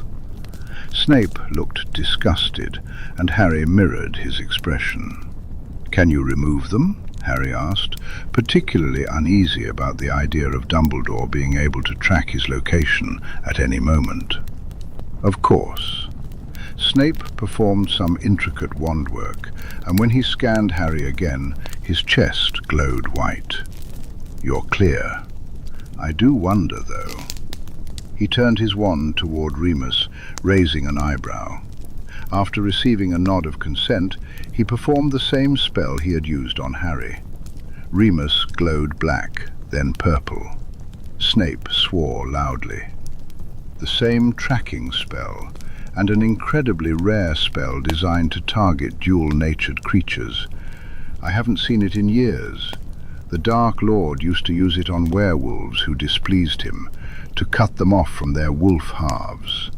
It would drive them insane, eventually. "Moony," Remus breathed, looking heartbroken. "Severus, do you know how long that spell has been in place? By the looks of it, since you were a child, perhaps since Hogwarts, maybe even before then." Remus's expression fell. "I always wondered why it felt like my wolf and my human mind were always fighting each other," he said softly. "I thought that was just how it was to be a werewolf, that it was normal to be scratching myself to pieces every full moon. That one will take work to remove," Snape said. "But I can do it if you give me time." He met Remus's gaze, and Harry suddenly looked away, his cheeks flushing. It felt like he was witnessing something he shouldn't. Eventually, Remus cleared his throat. "Well," he said, a little flustered, "that was unexpected." "Dumbledore must be stopped," Sirius growled, dropping back onto the sofa next to Harry. A quick wave of Snape's wand revealed the dog Animagus glowing black. He was also a victim of the same spell. "We're all in agreement there," Snape said, scowling at the results. "But until we know exactly what his plan is, we must stay quiet and play his game." "I won't let his game stop me from raising my godson as my heir," Sirius retorted. "Harry needs to know his place in the world." "Neville's been helping me," Harry chimed in tentatively. "And others." He hesitated, not quite ready to reveal the truth about Draco Malfoy just yet. Most of the heirs at school don't like Dumbledore either. Neville got me learning occlumency so I can keep my secrets better. Longbottom? Really? Snape raised an eyebrow, skeptical. I'll test your shields tomorrow and see how far you've come. It's vital that you keep all this hidden once you return to school, especially from anyone who might be in Dumbledore's pocket. Yes, that includes your precious Weasleys and the Granger girl. Trust no one until proven otherwise. For now, you must be Dumbledore's golden boy. Harry felt a knot twist in his stomach. He wasn't sure how many of the Weasleys would side with him, or how many were loyal to Dumbledore. He sensed that if he pushed Ron too far, it would only lead to trouble. This summer should be enough to get you prepared, Remus said, his tone reassuring. Between the three of us, we should be able to give you a solid crash course in everything you'll need to know. Secrecy, defense, wizarding society. I know studying during the summer isn't the most fun, but Harry, I want to learn, Harry interrupted, waving his hand. Please, I want to learn everything I can. He knew he'd be bored stiff if he didn't have anything to do, and learning magic was exciting, especially without the burden of lengthy essays. We'll discuss that more in the morning, Sirius suggested. Let's figure out what you need to know and where you're at with everything. It's getting late. The clock on the mantel showed it was past 11, and Harry suddenly realized just how tired he was. It had been an exhausting day. He couldn't help but let out a jaw-cracking yawn. Definitely bedtime, Sirius said with a grin, ruffling Harry's hair. Come on, I'll show you your room. Where are your things? Snape stepped forward, holding out Harry's shrunken trunk and owl cage. Sirius waved his wand, resizing them with a flick. The trunk and cage bobbed along behind them as Sirius led Harry up to the 3rd floor of the house. This is your room, he said, tapping on a door to his left. I'm in that one at the end of the hall, and Mooney's 3 doors down and to your right. If you need anything, just grab either of us or Kerry. Where does Professor Snape sleep? Harry asked, curiosity getting the better of him. Sirius doubled over laughing, while Remus's face turned a shocking shade of pink. Snape's pale cheeks went faintly red, and he cleared his throat. Severus is in with me, Harry, Remus volunteered, looking like he wished he could sink through the floor. For a moment, Harry furrowed his brow. In a house that big, surely there were plenty of bedrooms. Then it dawned on him. A dim memory flickered in his mind from the Shrieking Shack. We didn't trust Mooney 'cause of his boyfriend. Sorry, Moons. Oh. Harry felt his own cheeks heat up. That's okay. In the wizarding world, then? He had heard more than a few rants from Uncle Vernon about people like that, and seen all sorts of things on television. But then again, Vernon thought he was a freak too, and he was perfectly normal in the wizarding world. People don't care about gender much, Remus confirmed. Harry noticed how close he was standing to Snape, their shoulders brushing ever so slightly. Blood purity is more their issue. Society will care more that I'm a werewolf than that we're both men. He paused, glancing at the floor. Is it okay with you? Well, Harry replied after a brief silence, I figured if Uncle Vernon thinks it's bad, it must be all right, right? As long as you're happy. He was more concerned about the fact that it was Snape than about them being men, but he doubted sharing that would go over well. Remus perked up, as if a weight had been lifted from his shoulders, while Sirius let out an impatient whine. Yes, we're here, we're queer, hallelujah. Can I show Harry his room now, please? A laugh bubbled up from Remus's lips. All right, Padfoot, I think we're going to head back to the living room. Good night, Harry. Good night, Remus. "Professor?" Harry added, and Snape nodded in reply. When the pair left, they didn't hold hands, but their strides matched and their elbows brushed. Now that Harry knew, it seemed obvious. "Now, if you don't like it, we can change just about anything," Sirius said, sounding nervous as he pushed the door open. Harry's breath caught in his throat. His room was 3 times the size of his old one at the Dursleys, with honey-coloured wood flooring and a fluffy grey rug in the centre. The walls were painted a soft grey-blue, with one entire wall lined with bookshelves just waiting to be filled. He had his own fireplace and a desk with a black leather chair. The wardrobe and dresser matched the enormous 4-poster bed, all crafted from beautiful dark wood, intricately carved with birds. Directly opposite the door was a huge window overlooking the back garden and the woods beyond. "It's perfect." "You like it?" Sirius beamed. "Really?" "Sirius, I love it." Harry walked over to the bed, running his hand over the soft grey duvet cover. He had half expected some explosion of Gryffindor red and gold. This was much more his style. "Good," Sirius said, standing in the doorway, clearly unsure of what to do next. "I'll leave you to it then. The nearest bathroom is directly opposite, by the way. You'll be the only one using it." He crossed the room in 3 long strides and wrapped his wiry arms around Harry. "It's really good to have you here, pup." "It's good to be here, Sirius," Harry replied with a smile. He felt so happy he could cast an army of Patronuses. He was sure of it. This was going to be the best summer ever. Remus looked up as Sirius slipped back into the living room and sank down onto the sofa. "Harry like his room?" he asked. "Yeah," Sirius replied, grinning. "Thanks for helping me with it, Moons." "My pleasure." A silence fell over them until Sirius let out a heavy sigh. How could I have spent so long in Azkaban while Harry was out here, left to Dumbledore's manipulative little claws? I should have been there to protect him. "You can't beat yourself up over it, Sirius. You had no idea. Believe me, I've been doing plenty of that since I found out." "At least the truth has come to light before it's too late," Severus added.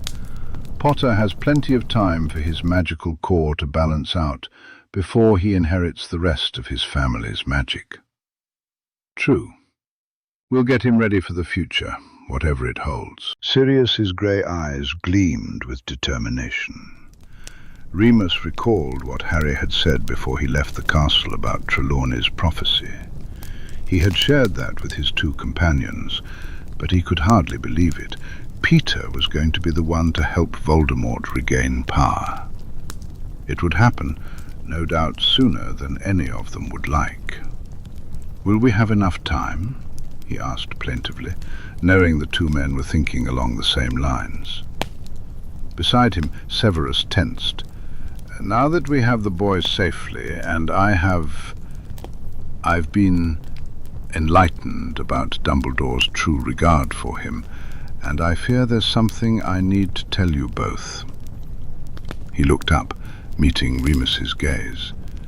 "Remus, do you remember when I told you I had turned to the side of the light?" Remus recalled it all too well. They'd had a huge, explosive fight about 6 months after graduation, when Severus had taken the dark mark. Remus had begged him to reconsider, to go to Dumbledore for help, but Severus had stood firm in his decision. It was the first time Remus truly thought he'd lost the man for good.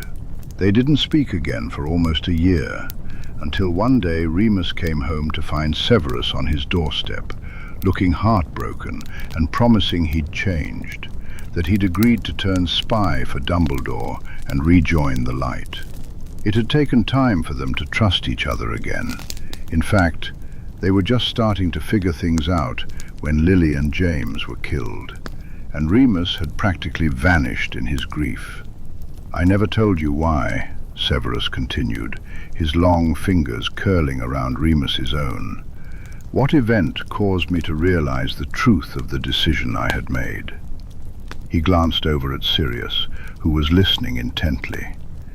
This is going to be difficult for you to hear.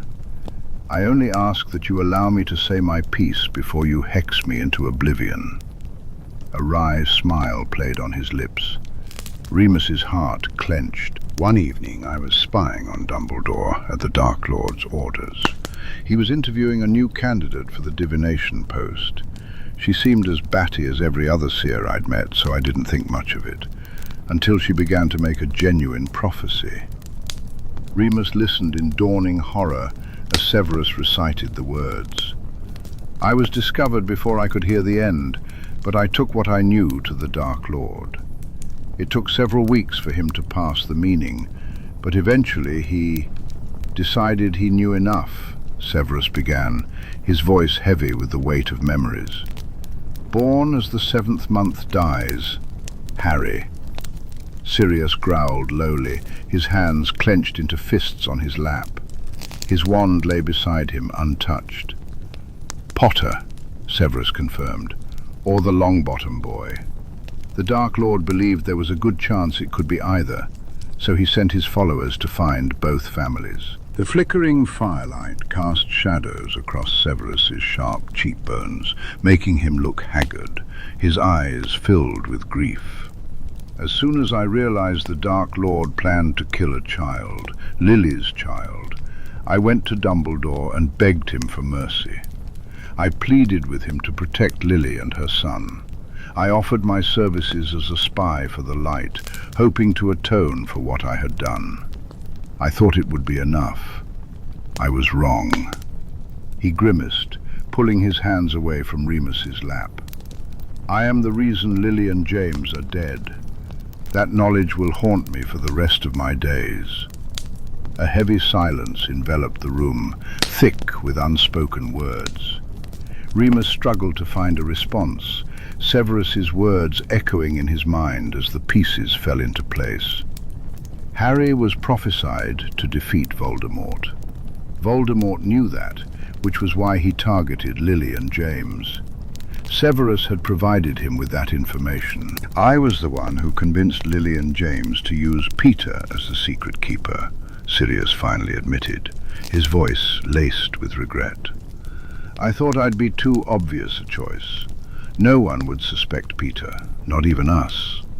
Because of me, Voldemort got to them. He could have known about the prophecy for years and never been any the wiser if it had been me. He looked up at Severus with hollow eyes, eyes that told of 12 years in Azkaban. You're as much to blame as I am, Snape. Both of you carry far more guilt than one man should bear, Remus said, staring into his teacup. The past is the past, and we've all suffered from our mistakes, some more than others. But what matters now is keeping Harry safe from Voldemort and Dumbledore. Sirius's voice was heavy with concern.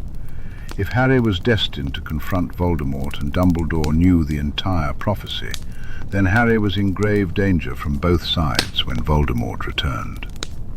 We have to train him, not just in his family magic or occlumency, Sirius realized. He needs to know how to survive a war. We can't tell him why, Remus insisted, shaking his head. He's not even 14 yet. That's far too large a burden to place on his shoulders, especially with everything else he's dealing with. I think Potter has a good idea that he'll have to face something, Severus pointed out. We don't need to tell him about the prophecy for him to understand he needs to be prepared. Remus had to agree. Harry had been eager to learn from them throughout the summer. Fuck, Sirius said abruptly, tugging at his hair in frustration. Why did it have to be him? Hasn't he been through enough? There was silence after that. All three of them sat lost in their thoughts, their minds on the boy sleeping peacefully one floor above. Remus reached out and grasped Severus's hand again, seeking comfort in the connection. It was a while before any of them finally made their way to bed that night.